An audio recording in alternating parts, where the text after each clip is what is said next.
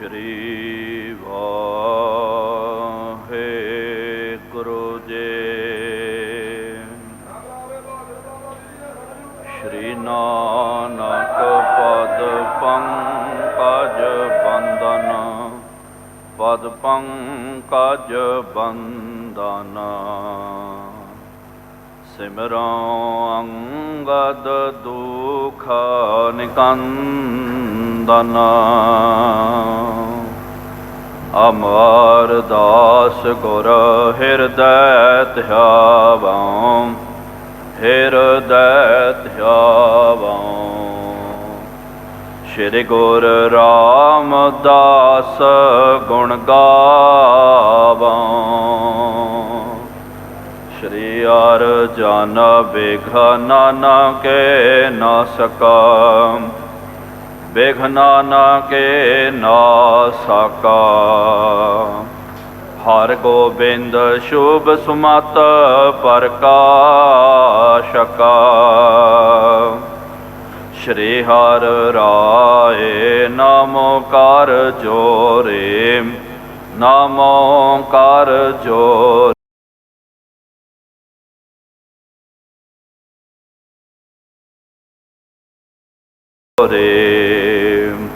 ਗੁਰ ਹਰਿ ਕ੍ਰਿਸ਼ਨ ਮਨਾਏ ਬਹੋਰੇ,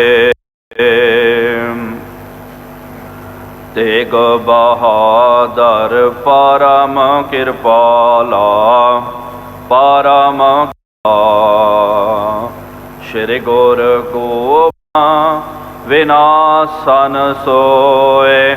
ਵਾਹਿਗੁਰੂ ਜੀ ਕੀ ਫਤਿਹ। ਵਿਘਨ ਵਿਨਾਸਨ ਸੋਏ। ਸਤਨਾਮ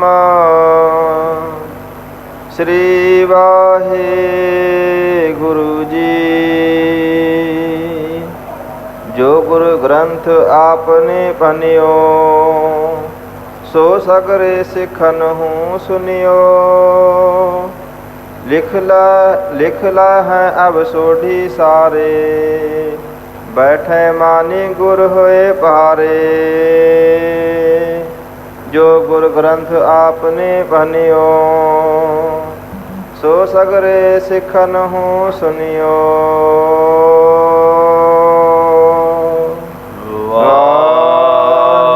ਵਾਹਿਗੁਰੂ ਜੀ ਕਾ ਖਾਲਸਾ,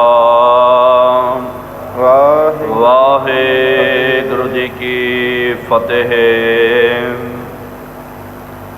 ਪਤਿਤ ਪਾਵਨ ਭਗਤ ਵਤਸਲ, ਕਿਰਪਾ ਨਿਧਾਨ ਜੁਗਾਹੋ ਜੁਗ ਅਟਲ। ਚਵਰ ਛਤਰ ਤਖਤ ਦੇ ਮਾਲਿਕ, ਹਲਤ ਪਲਟ ਕੇ ਰੱਖਿਅਕ ਵਾਲੀਏ ਦੋ ਜਹਾਨ। ਸ਼ਬਦਾ ਅਵਤਾਰ ਸ਼ਬਦ ਗੁਰੂ ਧੰਨ ਧੰਨ ਸਾਹਿਬ ਸ਼੍ਰੀ ਗੁਰੂ ਗ੍ਰੰਥ ਸਾਹਿਬ ਜੀਓ ਮਹਾਰਾਜ, ਜਿਨ੍ਹਾਂ ਸਤਿਗੁਰੂ ਸੱਚੇ ਪਾਤਸ਼ਾਹ ਜੀ ਮਹਾਰਾਜ ਜੀਆਂ ਦੀ ਪਾਵਨ ਪਵਿੱਤਰ ਹਜ਼ੂਰੀ ਅੰਦਰ, ਸਾਹਿਬਾਂ ਦੇ ਪਾਵਨ ਅਸਥਾਨ ਤਖਤ ਸੱਚਖੰਡ ਸ਼੍ਰੀ ਹਜ਼ੂਰ ਸ਼੍ਰੀ ਅਬਚਲ ਨਗਰ ਸਾਹਿਬ ਜੀ ਵਿਖੇ ਜੁੜ ਬੈਠੀ ਗੁਰੂ ਪਿਆਰੀ ਗੁਰੂ ਸਵਾਰੀ ਸਾਧ ਸੰਗਤ ਜੀਓ। ਤਖਤ ਸਾਹਿਬ ਜੀ ਦੀ ਨਿਤ ਮਰਿਆਦਾ ਨਿਤਨੇਮ ਅਨੁਸਾਰ ਦਿਨ ਦੇ ਚੌਥੇ ਪਹਿਰ ਦੇ ਦੀਵਾਨ ਸਜ ਰਹੇ ਹਨ। ਸਜੇ ਹੋਏ ਪਾਵਨ ਦੀਵਾਨਾਂ ਦੇ ਵਿੱਚ ਗੁਰ ਇਤਿਹਾਸ ਦੀਆਂ ਕਥਾ ਵਿਚਾਰਾਂ ਸਰਵਣ ਕਰਨ ਦੇ ਲਈ ਆਪ ਸੰਗਤਾਂ ਹਾਜ਼ਰੀਆਂ ਭਰ ਰਹੇ ਹੋ। ਵਡ ਭਾਗੇ ਹੋ ਆਪ ਜਿਨ੍ਹਾਂ ਨੂੰ ਸਤਿਗੁਰੂ ਸੱਚੇ ਪਾਤਸ਼ਾਹ ਜੀ ਮਹਾਰਾਜ ਜੀਆਂ ਦੀ ਪਾਵਨ ਸਤ ਸੰਗਤ ਕਰਨ ਦਾ ਸੁਭਾਗ ਅਵਸਰ ਪ੍ਰਾਪਤ ਹੋ ਰਿਹਾ ਹੈ। ਜਿਸ ਤਰ੍ਹਾਂ ਕਿ ਸਾਧ ਸੰਗਤ ਜੀਓ ਆਪ ਜੀਆਂ ਨੇ ਪਿਛਲੇ ਦੀਵਾਨਾਂ ਦੇ ਵਿੱਚ ਜੋ ਗੁਰੂ ਸਾਹਿਬ ਜੀ ਦਾ ਪਾਵਨ ਇਤਿਹਾਸ ਸਰਵਣ ਕਰਨਾ ਕੀਤਾ ਸੀ, ਧੰਨ ਧੰਨ ਸਾਹਿਬ ਸ੍ਰੀ ਗੁਰੂ ਹਰਿਕ੍ਰਿਸ਼ਨ ਸਾਹਿਬ ਜੀ ਮਹਾਰਾਜ। ਅਸ਼ਟਮ ਬਲਬੀਰਾ ਸਤਿਗੁਰੂ ਸੱਚੇ ਪਾਤਸ਼ਾਹ ਬਾਲਾ ਪ੍ਰੀਤਮ ਸਤਿਗੁਰੂ ਸੱਚੇ ਪਾਤਸ਼ਾਹ ਜੀ ਮਹਾਰਾਜ ਜੀਆਂ ਨੇ ਜਦੋਂ ਸੰਗਤਾਂ ਨੂੰ ਕਹਿ ਦਿੱਤਾ ਕਿ ਸੰਗਤ ਜੀ ਅਸੀਂ ਕਾਰਨ ਕਰਨਾ ਹੈ, ਅਸੀਂ ਭਾਣਾ ਵਰਤਾਉਣਾ ਹੈ, ਸੰਗਤਾਂ ਦੇ ਵਿੱਚ ਬਹੁਤ ਜ਼ਿਆਦਾ ਬੈਬਲਤਾ ਛਾ ਗਈ ਹੈ, ਬਹੁਤ ਸਾਰੇ ਵਿਰਾਗ ਕਰਦੇ ਹਨ। ਤੇ ਫਿਰ ਸੰਗਤਾਂ ਨੇ ਇਕਜੁੱਟ ਹੋ ਕਰਕੇ ਉਹਨਾਂ ਨੇ ਆਪਸ ਦੇ ਵਿੱਚ ਸਲਾਹ ਕਰਨੀ ਕੀਤੀ ਤੇ ਵਿਸ਼ੇਸ਼ ਕਰਕੇ ਉਸ ਵੇਲੇ ਜਿਹੜੇ ਮੁਖੀ ਪ੍ਰਬੰਧਕ ਸੀ ਸਭ ਤੋਂ ਵੱਡੇ ਮਸੰਦ ਜਿਨ੍ਹਾਂ ਦਾ ਨਾਮ ਗੁਰਬਖਸ਼ ਮੱਲ ਜੀ ਹੈ, ਭਾਈ ਗੁਰਬਖਸ਼ ਮੱਲ ਜੀ ਨੂੰ ਸਾਰਿਆਂ ਨੇ ਕਿਹਾ ਕਿ ਭਾਈ ਸਾਹਿਬ ਜੀ ਦੇਖੋ ਸਤਿਗੁਰੂ ਮਹਾਰਾਜ ਜੀ ਨੇ ਕਹਿ ਦਿੱਤਾ ਕਿ ਹੁਣ ਅਸਾਂ ਭਾਣਾ ਵਰਤਾ ਦੇਣਾ ਹੈ, ਜੋਤੀ ਜੋਤ ਸਮਾ ਜਾਣਾ, ਇਹ ਗੱਲ ਅਟਲ ਹੈ, ਮਹਾਰਾਜ ਜੀ ਨੇ ਭਾਣਾ ਵਰਤਾ ਦੇਣਾ। ਲੇਕਿਨ ਕੰਮ ਜਿਹੜਾ ਅਧੂਰਾ ਰਹਿ ਗਿਆ, ਕਿਉਂਕਿ ਜਿਹੜੇ ਵੀ ਸਤਿਗੁਰੂ ਮਹਾਰਾਜ ਜੀ ਜੋ ਭਾਣਾ ਵਰਤਾਉਂਦੇ ਹਨ, ਭਾਣਾ ਵਰਤਾਉਣ ਤੋਂ ਪਹਿਲਾਂ ਜੋਤੀ ਜੋਤ ਸਮਾਉਣ ਤੋਂ ਪਹਿਲਾਂ ਕੁਛ ਦਿਨ ਪਹਿਲਾਂ ਹੀ ਉਹ ਜਿਹੜੇ ਦੂਜੇ ਸਤਿਗੁਰੂ ਜੀ ਹਨ ਉਹਨਾਂ ਦੀ ਗੁਰਤਾ ਗੱਦੀ ਨਸ਼ੀਨੀ ਕਰਦੇ ਹਨ, ਉਹਨਾਂ ਨੂੰ ਗੁਰਤਾ ਗੱਦੀ ਦੇ ਉੱਤੇ ਸ਼ੁਭਾਇਮਾਨ ਕੀਤਾ ਜਾਂਦਾ। ਸਾਰੀ ਸੰਗਤ ਨੂੰ ਜਿਹੜੇ ਨਵੇਂ ਗੁਰੂ ਹਨ, ਮੌਜੂਦਾ ਜੋ ਗੁਰੂ ਸਾਹਿਬ ਜਿਨ੍ਹਾਂ ਨੂੰ ਗੁਰਤਾ ਗੱਦੀ ਪ੍ਰਾਪਤ ਹੋਈ ਹੈ, ਉਹਨਾਂ ਦੇ ਲੜ ਲਾਇਆ ਜਾਂਦਾ। ਸਤਿਗੁਰੂ ਜੀ ਮਹਾਰਾਜ ਬਾਂਹ ਪਕੜਾ ਕੇ ਜਾਂਦੇ ਹਨ ਤੇ ਇਹ ਆਦਿ ਕਾਲ ਤੋਂ ਮਰਿਆਦਾ ਮਹਾਰਾਜ ਜੀ ਦੇ ਵੇਲੇ ਤੋਂ ਚਲੀ ਆ ਰਹੀ ਹੈ। ਜੇ ਹੁਣ ਇਹ ਮਰਿਆਦਾ ਨਹੀਂ ਹੋਵੇਗੀ, ਕਿਉਂਕਿ ਸਤਿਗੁਰੂ ਮਹਾਰਾਜ ਨੇ ਤਾਂ ਕਹਿ ਦਿੱਤਾ ਕਦੋਂ ਵੀ ਮਹਾਰਾਜ ਜੀ ਭਾਣਾ ਵਰਤਾ ਸਕਦੇ, ਅੱਜ ਹੋ ਗਿਆ ਕੱਲ ਹੋ ਗਿਆ। ਜੇ ਮਹਾਰਾਜ ਜੀ ਨੇ ਭਾਣਾ ਵਰਤਾ ਦਿੱਤਾ ਤੇ ਫਿਰ ਗੁਰਤਾ ਗੱਦੀ ਦੇ ਲਈ ਬੜਾ ਝਗੜਾ ਹੋਵੇਗਾ, ਬੜੀਆਂ ਲੜਾਈਆਂ ਹੋਣਗੀਆਂ। ਕਈ ਤਾਂ ਉਂਝੀ ਹੁਣੇ ਹੀ ਜਿਹੜੇ ਅਖੌਤੀ ਗੁਰੂ ਬਣ ਕਰਕੇ ਬੈਠੇ ਹੋਏ ਹਨ, ਉਹ ਮਹਾਰਾਜ ਜੀ ਦਾ ਵੀ ਭੈ ਨਹੀਂ ਰੱਖਦੇ, ਮਹਾਰਾਜ ਜੀ ਦੇ ਅੱਗੇ ਹੀ ਉਹ ਗੁਰੂ ਦਾ ਦਾਵਾ ਕਰਦੇ ਕਿ ਅਸਲੀ ਗੁਰੂ ਅਸੀਂ ਹਾਂ। ਕੋਈ ਕਹਿੰਦਾ ਜੀ ਅਸਲੀ ਗੁਰੂ ਮੈਂ ਹਾਂ, ਕੋਈ ਉੱਥੇ ਸੰਗਤਾਂ ਨੂੰ ਲੈ ਕੇ ਜਾਂਦਾ, ਕੋਈ ਉੱਥੇ ਲੈ ਕੇ ਜਾਂਦਾ ਹੈ। ਜੇ ਹੁਣ ਮਹਾਰਾਜ ਜੀ ਨੇ ਮਰਿਆਦਾ ਨਹੀਂ ਕੀਤੀ ਤਾਂ ਸਿੱਖੀ ਖਤਮ ਹੋ ਜਾਵੇਗੀ। ਲੋਕੀ ਜਿਹੜੇ ਹਨ ਫਿਰ ਉਹ ਕਿਹਦੇ ਲੜ ਲੱਗਣਗੇ। ਇਸ ਤਰ੍ਹਾਂ ਜਦੋਂ ਸਲਾਹ ਮਸ਼ਵਰਾ ਕੀਤਾ ਗਿਆ, ਭਾਈ ਗੁਰਬਖਸ਼ ਮਸੰਦ ਜੀ ਜੋ ਹਨ ਇਹਨਾਂ ਨੇ ਮਹਾਰਾਜ ਜੀ ਦੇ ਚਰਨਾਂ ਦੇ ਵਿੱਚ ਬੜੇ ਪ੍ਰੇਮ ਦੇ ਨਾਲ ਅਰਜ਼ੋਈਆਂ ਕੀਤੀਆਂ, ਬੇਨਤੀਆਂ ਕੀਤੀਆਂ। ਕਿਹਾ ਸਤਿਗੁਰੂ ਸੱਚੇ ਪਾਤਸ਼ਾਹ ਜੀ ਮਹਾਰਾਜ ਚਲੋ ਸਾਨੂੰ ਵੀ ਪਤਾ ਕਿ ਸੰਸਾਰ ਦੇ ਵਿੱਚ ਆਪ ਜੀ ਦਾ ਉਪਦੇਸ਼ ਅਸੀਂ ਪੜ੍ਹਦਿਆਂ ਰਹਿਣਾ ਕਿਸੇ ਵੀ ਨਹੀਂ ਹੈ। ਜਦੋਂ ਜਿਹਦੀ ਵਾਰੀ ਆ ਜਾਂਦੀ ਹੈ, ਆਪ ਨੇ ਵੀ ਕਿਹਾ ਜਿੰਨਾ ਸਾਡਾ ਸਮਾਂ ਸੀ ਉਹ ਸਮਾਂ ਪੂਰਾ ਹੋਣ ਵਾਲਾ ਹੈ, ਇਹ ਸਾਨੂੰ ਵੀ ਪਤਾ। ਲੇਕਿਨ ਮਹਾਰਾਜ ਗੁਰੂ ਘਰ ਦਾ ਪ੍ਰਬੰਧ ਤਾਂ ਚੱਲਣਾ ਚਾਹੀਦਾ ਨਾ, ਕਿਉਂਕਿ ਇਹ ਦਰ ਘਰ, ਇਹ ਪੰਥ, ਇਹਦੀ ਰਚਨਾ ਸਤਿਗੁਰੂ ਮਹਾਰਾਜ ਨੇ ਕੀਤੀ ਹੈ। ਬੰਦੇ ਜਿਹੜੇ ਹਨ ਸੇਵਾਦਾਰ, ਮੁਖੀ ਆਦਿਕ, ਇਹ ਆਉਂਦੇ ਜਾਂਦੇ ਰਹਿੰਦੇ, ਲੇਕਿਨ ਗੁਰੂ ਕਾ ਦਰਬਾਰ ਤੇ ਗੁਰੂ ਕਾ ਖਾਲਸਾ, ਗੁਰੂ ਕੀ ਸੰਗਤ ਤਾਂ ਸਦਾ ਅਟਲ ਰਹੇਗੀ। ਸੰਗਤ ਦਾ ਪ੍ਰਬੰਧ ਰੱਖਣ ਦੇ ਲਈ ਮੌਜੂਦਾ ਮੁਖੀ ਗੁਰੂ ਸਾਹਿਬ ਜੀ ਉਹ ਅਤ ਜ਼ਰੂਰੀ ਹਨ, ਕਿਉਂਕਿ ਜੇ ਗੁਰੂ ਨਾ ਹੋਵੇ ਤਾਂ ਫਿਰ ਸੰਗਤ ਨੂੰ ਸਾਹਮਣਾ ਬੜਾ ਔਖਾ ਹੋ ਜਾਵੇਗਾ। ਇਹ ਤਾਂ ਇਸ ਤਰ੍ਹਾਂ ਦੀ ਗੱਲ ਹੋ ਜਾਵੇਗੀ ਕਿ ਭਾਈ ਰਾਜੇ ਤੋਂ ਬਗੈਰ ਪ੍ਰਜਾ ਜਿਸ ਤਰ੍ਹਾਂ ਹੋ ਜਾਂਦੀ ਆ, ਫੌਜਾਂ ਕਿਸ ਤਰ੍ਹਾਂ ਹੋ ਜਾਂਦੀਆਂ। ਰਾਜੇ ਤੋਂ ਬਗੈਰ ਸਾਧ ਸੰਗਤ ਜੀ ਕਈ ਵਾਰੀ ਜਿੱਤੀ ਹੋਈ ਜੰਗ ਵੀ ਜਿਹੜੀ ਹੈ ਲੋਕੀ ਹਾਰ ਜਾਂਦੇ ਹਨ, ਕਿਉਂਕਿ ਜੰਗ ਜਿਹੜੀ ਹੈ ਰਾਜਿਆਂ ਦੇ ਲਈ ਕੀਤੀ ਜਾਂਦੀ ਹੈ। ਜੇ ਫੌਜਾਂ ਨੇ ਜੰਗ ਕਰਨੀ ਕੀਤੀ, ਰਾਜਾ ਮਰ ਗਿਆ, ਉਹ ਜਿੱਤੀ ਹੋਈ ਬਾਜੀ ਵੀ ਉਹ ਹਾਰ ਦੇ ਵਿੱਚ ਬਦਲ ਜਾਂਦੀ। ਉਹ ਕਹਿੰਦੇ ਕਿ ਭਾਈ ਰਾਜੇ ਦੇ ਲਈ ਜੰਗ ਕਰ ਰਹੇ ਸੀ, ਹੁਣ ਰਾਜਾ ਹੀ ਮਰ ਗਿਆ, ਹੁਣ ਜੇ ਜਿੱਤ ਵੀ ਗਏ ਹਾਰ ਵੀ ਗਏ ਤਾਂ ਕੋਈ ਨਤੀਜਾ ਨਹੀਂ ਨਿਕਲੇਗਾ।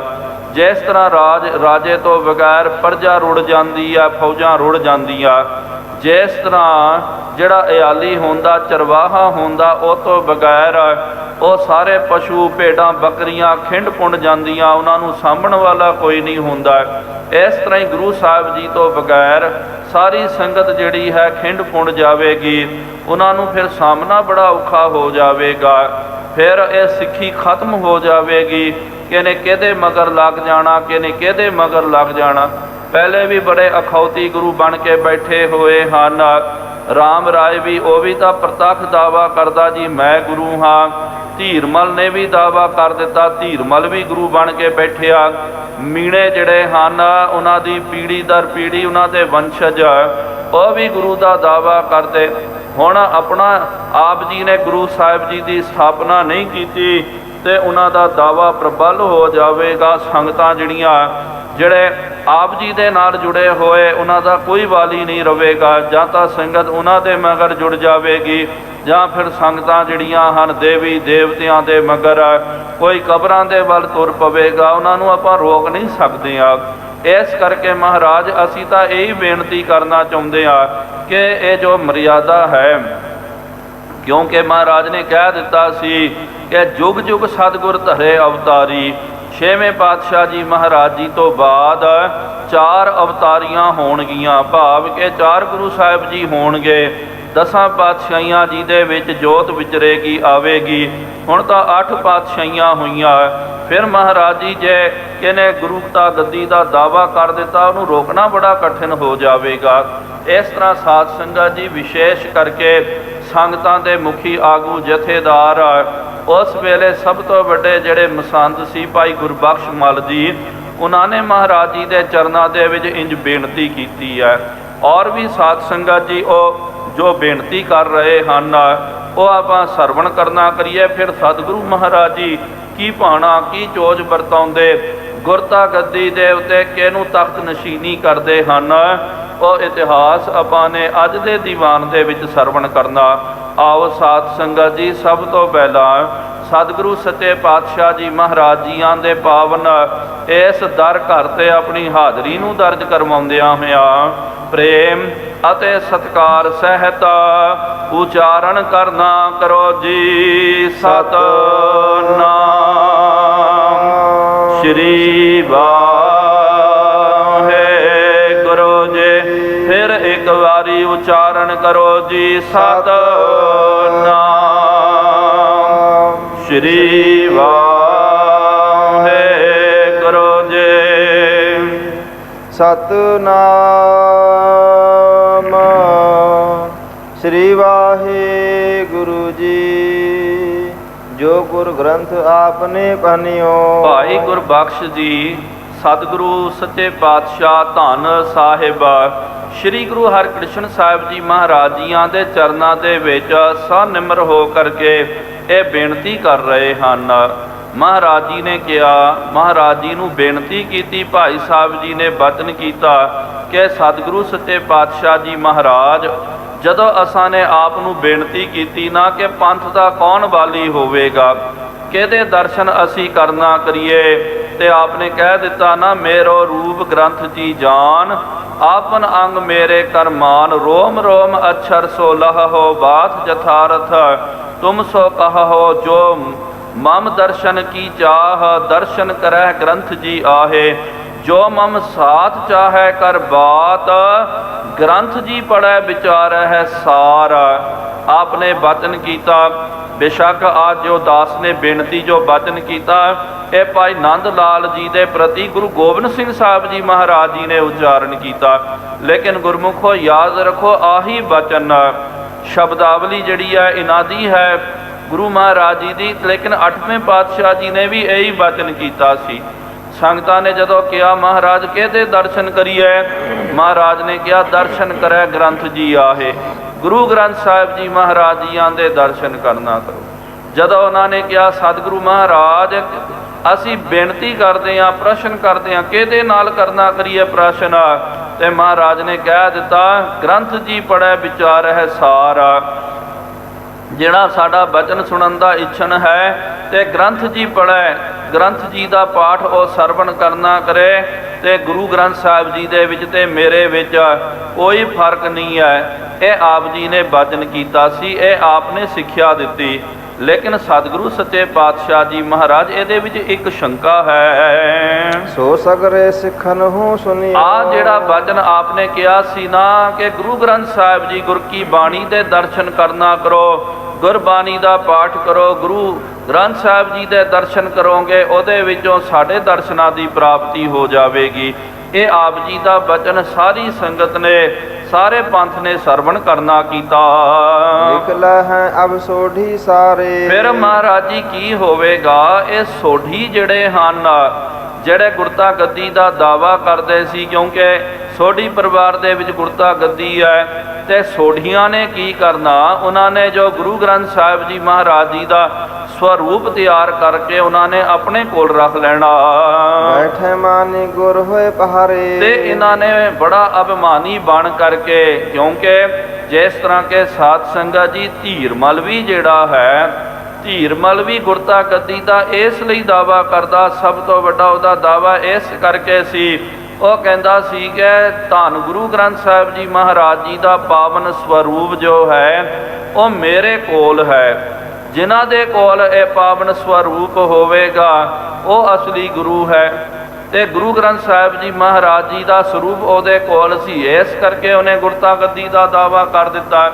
ਤੇ ਆਪ ਜੀ ਸਾਧ ਸੰਗਤ ਜੀ ਯਾਦ ਰੱਖੋ, ਚਲੋ ਹੁਣ ਦਾ ਜ਼ਮਾਨਾ ਆਧੁਨਿਕ ਜ਼ਮਾਨਾ ਆ ਗਿਆ, ਬਹੁਤ ਵਧੀਆ ਇੱਕ ਜ਼ਮਾਨਾ ਵੀ ਆਪਾਂ ਕਹਿ ਸਕਦੇ ਹਾਂ, ਆਪਣੀ ਆਪਣੀ ਸੋਚ ਹੁੰਦੀ ਹੈ। ਜਿਸ ਤਰ੍ਹਾਂ ਕਿ ਅੱਜ ਦੇ ਜ਼ਮਾਨੇ ਦੇ ਵਿੱਚ ਜੇ ਆਪ ਜੀ ਨੂੰ ਧੰਨ ਗੁਰੂ ਗ੍ਰੰਥ ਸਾਹਿਬ ਜੀ ਮਹਾਰਾਜ ਜੀ ਦਾ ਪਾਵਨ ਸਵਰੂਪ ਲੈਣਾ, ਤੇ ਗੁਰਮੁਖੋ ਜਦ ਤੁਹਾਨੂੰ ਖੇਚਲ ਕਰਨ ਦੀ ਲੋੜ ਨਹੀਂ ਪੈਂਦੀ ਹੈ, ਤੁਸੀਂ ਜਾ ਕਰਕੇ ਕੋਈ ਵੀ ਗੁਰੂ ਘਰ ਦੇ ਵਿੱਚੋਂ ਸਤਿਗੁਰੂ ਮਹਾਰਾਜ ਜੀ ਦਾ ਪਾਵਨ ਸਵਰੂਪ ਜੋ ਹੈ ਧੰਨ ਗੁਰੂ ਗ੍ਰੰਥ ਸਾਹਿਬ ਜੀ ਦਾ ਆਪ ਜੀ ਲੈ ਸਕਦੇ ਹੋ। ਨਾਲ ਜੇ ਆਪ ਜੀ ਨੇ ਪਾਠ ਕਰਨਾ ਤੇ ਆਪ ਜੀ ਨੂੰ ਬਾਜ਼ਾਰਾਂ ਦੇ ਵਿੱਚੋਂ ਸੈਂਚੀਆਂ ਪ੍ਰਾਪਤ ਹੋ ਜਾਣਗੀਆਂ। ਜੇ ਪਾਠ ਕਰਨ ਦੇ ਇੱਛੁਕ ਹੈ ਗੁਟਕਾ ਸਾਹਿਬ ਪ੍ਰਾਪਤ ਹੋ ਜਾਣਗੇ।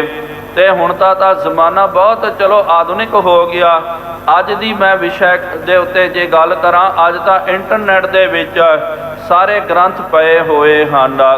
ਦੇਖੋ ਨਿੱਕਾ ਜਿਹਾ ਮੋਬਾਈਲ ਹੈ, ਮੋਬਾਈਲ ਦੇ ਵਿੱਚ ਸਾਰੀਆਂ ਐਪਲੀਕੇਸ਼ਨਾਂ ਹਨ, ਉਹਦੇ ਵਿੱਚ ਧੰਨ ਗੁਰੂ ਗ੍ਰੰਥ ਸਾਹਿਬ ਜੀ ਦਾ ਵੀ ਪਾਠ ਤੁਸੀਂ ਡਾਊਨਲੋਡ ਕਰ ਸਕਦੇ ਹੋ, ਸ਼੍ਰੀ ਦਸਮ ਗ੍ਰੰਥ ਸਾਹਿਬ ਜੀ ਦਾ, ਨਾਲ ਜਿਹੜੀਆਂ ਸਾਰੀਆਂ ਕਥਾਵਾਂ ਚੱਲਦੀਆਂ, ਸੂਰਜ ਪ੍ਰਕਾਸ਼, ਤੁਹਾਨੂੰ ਜੋ ਗ੍ਰੰਥ ਚਾਹੀਦਾ ਮਿੰਟਾਂ ਸਕਿੰਟਾਂ ਦੇ ਵਿੱਚ, ਕੋਈ ਜ਼ਿਆਦਾ ਤੁਹਾਨੂੰ ਨਾ ਫਿਰ ਘਰ ਦੇ ਵਿੱਚ ਰੱਖਣ ਦੇ ਲਈ ਥਾਂ ਦੀ ਵੀ ਲੋੜ ਨਹੀਂ ਹੈ। ਆਰਾਮ ਦੇ ਨਾਲ ਕੋਈ ਖਰਚਾ ਨਹੀਂ ਆਵੇਗਾ, ਤੇ ਫਿਰ ਆਰਾਮ ਦੇ ਨਾਲ ਸਾਰਾ ਜਿਹੜਾ ਹੈ ਇਹ ਗੁਰਬਾਣੀ ਦਾ ਸਾਹਿਤ ਤੁਸੀਂ ਡਾਊਨਲੋਡ ਕਰਕੇ ਮੋਬਾਈਲ ਦੇ ਵਿੱਚ ਵੀ ਰੱਖ ਸਕਦੇ ਹੋ। ਪਹਿਲੇ ਜ਼ਮਾਨੇ ਦੇ ਵਿੱਚ ਸਾਧ ਸੰਗਤ ਜੀ, ਅੱਜ ਤੋਂ ਜਦੋਂ ਇਹ ਇੰਟਰਨੈਟ ਦਾ ਯੁੱਗ ਨਹੀਂ ਆਇਆ, ਸਾਨੂੰ ਪਤਾ ਸੀ ਕਿ ਜਿਹੜੇ ਵਿਦਵਾਨ ਹੁੰਦੇ ਸੀ ਜਾਂ ਜਿਹੜੇ ਗੁਰਬਾਣੀ ਦੇ ਖੋਜੀ ਹੁੰਦੇ ਸਨ, ਉਹਨਾਂ ਦੇ ਤਾਂ ਤਕਰੀਬਨ ਇੱਕ ਆਧਾ ਕਮਰਾ ਤਾਂ ਪੋਥੀਆਂ ਦੇ ਨਾਲ, ਗ੍ਰੰਥਾਂ ਦੇ ਨਾਲ ਭਰਿਆ ਹੋਇਆ ਹੁੰਦਾ ਸੀ। ਇੰਨੇ ਜ਼ਿਆਦਾ ਗ੍ਰੰਥ ਰੱਖਣੇ ਪੈਂਦੇ ਸਨ, ਪੜ੍ਹਨਾ ਪੈਂਦਾ ਸੀ ਕਿ ਜੀ ਅੱਜ ਕੀ ਕਥਾ ਕਰਨੀ ਹੈ, ਉਹ ਪੋਥੀ ਚਾਹੀਦੀ ਹੈ, ਉਹ ਗ੍ਰੰਥ ਚਾਹੀਦਾ, ਉਹ ਪ੍ਰਮਾਣ ਲੈਣਾ। ਇਸ ਤਰ੍ਹਾਂ ਬਹੁਤ ਜ਼ਿਆਦਾ ਸਾਨੂੰ ਫਿਰ ਖੋਜਬੀਨ ਕਰਨੀ ਪੈਂਦੀ ਸੀ। ਲੇਕਿਨ ਅੱਜ ਮੋਬਾਈਲ ਦੇ ਵਿੱਚ ਇਹ ਸਾਰੀਆਂ ਐਪਲੀਕੇਸ਼ਨਾਂ ਆ ਗਈਆਂ। ਜ਼ਿਆਦਾ ਅੱਜ ਦੇਖੋ ਪੋਥੀ ਰੱਖਣ ਦੀ ਵੀ ਗੁਰਮੁਖੋ ਮਾਫ ਕਰਨਾ ਜ਼ਿਆਦਾ ਲੋੜ ਹੀ ਨਹੀਂ ਹੈ, ਕਿਉਂਕਿ ਸਿਸਟਮ ਵਿੱਚ ਸਭ ਆ ਗਿਆ, ਮੋਬਾਈਲਾਂ ਦੇ ਵਿੱਚ ਆ ਗਿਆ। ਜੋ ਚਾਹੀਦਾ ਤੁਰੰਤ ਆਪਾਂ ਉਹ ਗ੍ਰੰਥ ਨੂੰ ਕੱਢ ਕੇ ਪੜ੍ਹ ਸਕਦੇ ਹਾਂ, ਵਾਚ ਸਕਦੇ ਹਾਂ। ਤੋ ਜੋ ਗ੍ਰੰਥ ਜਿਹੜੇ ਸਨ ਪਹਿਲੇ, ਉਹ ਹੁਣ ਉਹਨਾਂ ਦਾ ਰੂਪ ਜਿਹੜਾ ਹੈ ਮੋਬਾਈਲ ਨੇ, ਇੰਟਰਨੈਟ ਨੇ ਜਾਂ ਲੈਪਟਾਪ ਨੇ ਆਦਿਕ ਨੇ ਲੈ ਲੈਣਾ ਕੀਤਾ। ਦਾਸ ਜੋ ਕਹਿਣਾ ਚਾਹੁੰਦਾ ਉਹਦਾ ਇਹ ਤਾਤਪਰਯ ਹੈ ਕਿ ਅੱਜ ਦੇ ਜ਼ਮਾਨੇ ਦੇ ਵਿੱਚ ਬੜੇ ਸੁਖੈਨ ਤਰੀਕੇ ਦੇ ਨਾਲ ਤੁਹਾਨੂੰ ਜਿਹੜਾ ਗੁਟਕਾ ਸਾਹਿਬ ਲੈਣਾ, ਗੁਰੂ ਗ੍ਰੰਥ ਸਾਹਿਬ ਜੀ ਦਾ ਸਰੂਪ ਲੈਣਾ ਆਪ ਨੂੰ ਪ੍ਰਾਪਤ ਹੋ ਸਕਦਾ। ਲੇਕਿਨ ਜਦੋਂ ਛਾਪਾਖਾਨਾ ਨਹੀਂ ਆਇਆ, ਅੱਜ ਛਾਪੇਖਾਨੇ ਦੇ ਵਿੱਚ, ਪ੍ਰਿੰਟਿੰਗ ਪ੍ਰੈਸਾਂ ਦੇ ਵਿੱਚ ਸਰੂਪ ਛਪਦੇ ਹਨ, ਗੁਟਕੇ ਸਾਹਿਬ ਛਪਦੇ। ਜਦੋਂ ਇਹ ਟੈਕਨੋਲੋਜੀ ਵਿਕਾਸ ਨਹੀਂ ਹੋਈ, ਵਿਕਸਿਤ ਨਹੀਂ ਹੋਈ, ਉਸ ਤੋਂ ਪਹਿਲਾਂ, ਇਹ ਤਕਰੀਬਨ ਅੱਜ ਤੋਂ 100 ਸਾਲ ਪਹਿਲਾਂ ਦੀ ਗੱਲ ਮੈਂ ਕਰ ਰਿਹਾ, ਤਕਰੀਬਨ ਛਾਪਾਖਾਨਾ ਹਿੰਦੁਸਤਾਨ ਦੇ ਵਿੱਚ ਸਭ ਤੋਂ ਪਹਿਲਾਂ ਜਿਹੜਾ ਇਹ ਲਾਹੌਰ ਦੇ ਵਿੱਚ ਲੱਗਿਆ ਸੀ। ਸਨ 1880 ਜਾਂ 90 ਦੇ ਦਸ਼ਕ ਦੇ ਵਿੱਚ ਪਹਿਲਾ ਛਾਪਾਖਾਨਾ ਜਿਹੜਾ ਲਾਹੌਰ ਦੀ ਧਰਤੀ ਤੇ ਇਹ ਲੱਗਿਆ। ਤੇ ਉਸ ਵੇਲੇ ਪਹਿਲੇ ਪੱਥਰ ਦੇ ਛਾਪੇ ਹੋਇਆ ਕਰਦੇ ਸਨ। ਪੱਥਰ ਦਾ ਛਾਪਾ ਉਹਨੂੰ ਬੋਲਦੇ, ਪੱਥਰ ਦੇ ਅੱਖਰ ਬਣਾ ਕਰਕੇ ਉਹਨੂੰ ਜੋੜ ਕਰਕੇ ਐ ਛਾਪੇਖਾਨੇ ਦੇ ਵਿੱਚ ਉਹਦੇ ਛਪਾਈ ਕੀਤੀ ਜਾਂਦੀ ਸੀ। ਅੱਜ ਇਹ ਪੱਥਰ ਦੇ ਛਾਪੇ ਦੇ ਗ੍ਰੰਥ ਜਿਹੜੇ ਬੜੇ ਬਿਰਧ ਹੋ ਗਏ, ਲੇਕਿਨ ਫਿਰ ਵੀ ਸਾਧ ਸੰਗਤ ਜੀ ਪੱਥਰ ਦੇ ਛਾਪੇ ਦੇ ਗ੍ਰੰਥ ਅੱਜ ਵੀ ਆਪ ਨੂੰ ਪ੍ਰਾਪਤ ਹੋ ਜਾਣਗੇ। ਅੱਜ ਵੀ ਤਖਤ ਸਾਹਿਬ ਜੀ ਦੇ ਵਿੱਚ ਵੀ ਜੋ ਇੱਥੇ ਸੁਖਾਸਨ ਕਰਕੇ ਮਹਾਰਾਜ ਜੀ ਰੱਖਦੇ ਹਨ, ਜਿੱਥੇ ਧੰਨ ਗੁਰੂ ਗ੍ਰੰਥ ਸਾਹਿਬ ਜੀ ਦੇ ਸਰੂਪ ਹੁੰਦੇ, ਕੁਝ ਪੱਥਰ ਦੇ ਛਾਪੇ ਦੇ ਵੀ ਉੱਥੇ ਗ੍ਰੰਥ ਹਨ। ਅੱਜ ਲੇਕਿਨ ਵੇਖ ਸਕਦੇ ਹਾਂ ਉਹਦਾ ਕਾਗਜ਼ ਬੜਾ ਬਿਰਧ ਹੋ ਗਿਆ, ਥੋੜਾ ਵੀ ਹੱਥ ਲਾਉਂਦੇ ਆ ਤੇ ਫਿਰ ਉਹ ਕਾਗਜ਼ ਉਸੇ ਵੇਲੇ ਪੜ ਜਾਂਦਾ। ਤੇ ਨਾਲ ਜਿਹੜੇ ਉਸ ਜ਼ਮਾਨੇ ਦੇ ਵਿੱਚ ਲਾਹੌਰ ਦੇ ਵਿੱਚ ਜੋ ਛਪੇ ਹੋਏ ਲਾਹੌਰ ਦੇ ਛਾਪੇਖਾਨੇ ਦੇ ਵਿੱਚ, ਤੇ ਅਕਸਰ ਆਪਾਂ ਕਹਿ ਦਿੰਦੇ ਸੀ ਕਿ ਜੀ ਇਹ ਲਾਹੌਰੀ ਸਰੂਪ ਹੈ ਜਾਂ ਇਹ ਲਾਹੌਰ ਦੀ ਪੋਥੀ ਹੈ। ਇਹਦਾ ਮਤਲਬ ਸੀ ਕਿ ਲਾਹੌਰ ਦਾ ਸਭ ਤੋਂ ਪਹਿਲਾ ਪ੍ਰਿੰਟਿੰਗ ਪ੍ਰੈਸ ਦਿੱਲੀ ਵਿੱਚ ਵੀ ਨਹੀਂ ਲੱਗਿਆ, ਲਾਹੌਰ ਦੇ ਵਿੱਚ ਲੱਗਿਆ ਸੀ। ਉਹਦੇ ਵਿੱਚ ਜਿਹੜਾ ਛਪਾਈ ਕੀਤੀ ਜਾਂਦੀ ਸੀ ਤੇ ਉਹਨੂੰ ਲਾਹੌਰ ਦਾ ਛਾਪਾਖਾਨਾ, ਲਾਹੌਰੀ ਸਰੂਪ ਜਾਂ ਲਾਹੌਰੀ ਪੋਥੀ ਕਿਹਾ ਜਾਂਦਾ ਸੀ। ਫਿਰ ਉਸ ਤੋਂ ਬਾਅਦ ਅੱਜ ਇਹ ਹੋ ਗਿਆ। ਲੇਕਿਨ ਉਸ ਤੋਂ ਪਹਿਲੇ ਜਿਹੜੇ ਹਨ ਗੁਰਮੁਖ ਪਿਆਰੇ ਹੱਥਾਂ ਦੇ ਨਾਲ ਲਿਖਿਆ ਕਰਦੇ ਸਨ। ਗੁਰਬਾਣੀ ਜਿਹੜੀ ਹੈ ਹੱਥਾਂ ਦੇ ਨਾਲ ਲਿਖ ਕਰਕੇ ਗੁਰੂ ਗ੍ਰੰਥ ਸਾਹਿਬ ਜੀ ਦੇ ਸਰੂਪ ਤਿਆਰ ਕਰਨੇ, ਤੇ ਨਾਲ ਪੋਥੀਆਂ ਗੁਟਕੇ ਸਾਹਿਬ ਇਹ ਤਿਆਰ ਕਰਦੇ। ਇਹ ਵੀ ਸਾਧ ਸੰਗਤ ਜੀ ਜਦੋਂ ਤੱਕ ਧੀਰਮਲ ਆਦਿਕ ਸੀ ਨਾ, ਇਹਨਾਂ ਨੇ ਗੁਰੂ ਗ੍ਰੰਥ ਸਾਹਿਬ ਜੀ ਮਹਾਰਾਜ ਜੀ ਦਾ ਸਰੂਪ ਜਿਹੜਾ ਹੈ, ਜੋ ਮੇਨ ਸਰੂਪ ਜਿਹੜਾ ਸੀ ਨਾ, ਧੰਨ ਗੁਰੂ ਅਰਜੁਨ ਦੇਵ ਜੀ ਮਹਾਰਾਜ ਜੀ ਨੇ ਜੋ ਲਿਖਾਉਣਾ ਕੀਤਾ ਸੀ ਭਾਈ ਗੁਰਦਾਸ ਸਾਹਿਬ ਜੀ ਦੇ ਰਾਹੀਂ, ਉਹਨਾਂ ਦੇ ਜ਼ਰੀਏ, ਉਹ ਸਰੂਪ ਜਿਹੜਾ ਹੈ ਉਹਦਾ ਉਲੱਥਾ ਹੀ ਨਹੀਂ ਕਰਨ ਦਿੱਤਾ ਧੀਰਮਲ ਨੇ।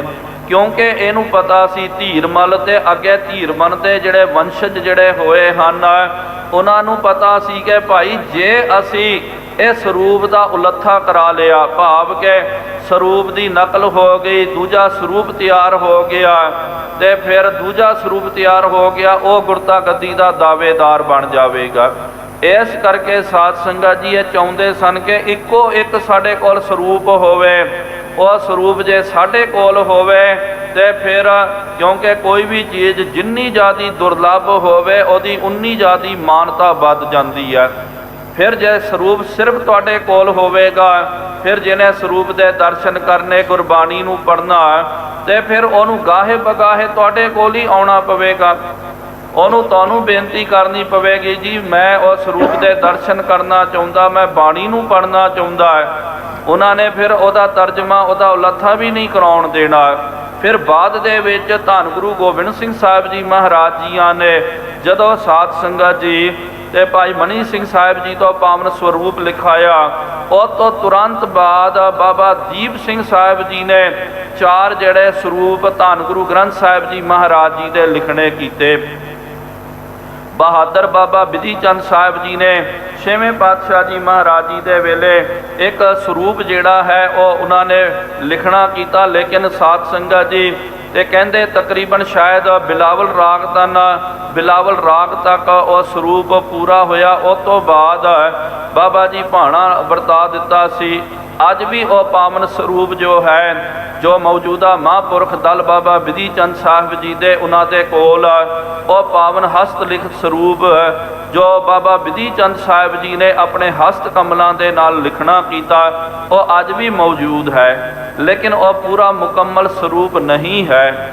ਸੋ ਇਸ ਤਰ੍ਹਾਂ ਇਹਨਾਂ ਨੇ ਕੀ ਕੀਤਾ ਸੀ ਕਿ ਸਰੂਪ ਜਿਹੜਾ ਦੂਜੇ ਨੂੰ ਲਿਖਣ ਹੀ ਨਹੀਂ ਦਿੰਦੇ ਸਨ, ਕਿਉਂਕਿ ਪਤਾ ਸੀ ਕਿ ਉਹਨੇ ਲਿਖ ਲਿਆ, ਸੰਗਤ ਉਹਦੇ ਕੋਲ ਚੱਲ ਜਾਵੇਗੀ, ਮੇਰੀ ਮਾਨਤਾ ਘਟ ਜਾਵੇਗੀ।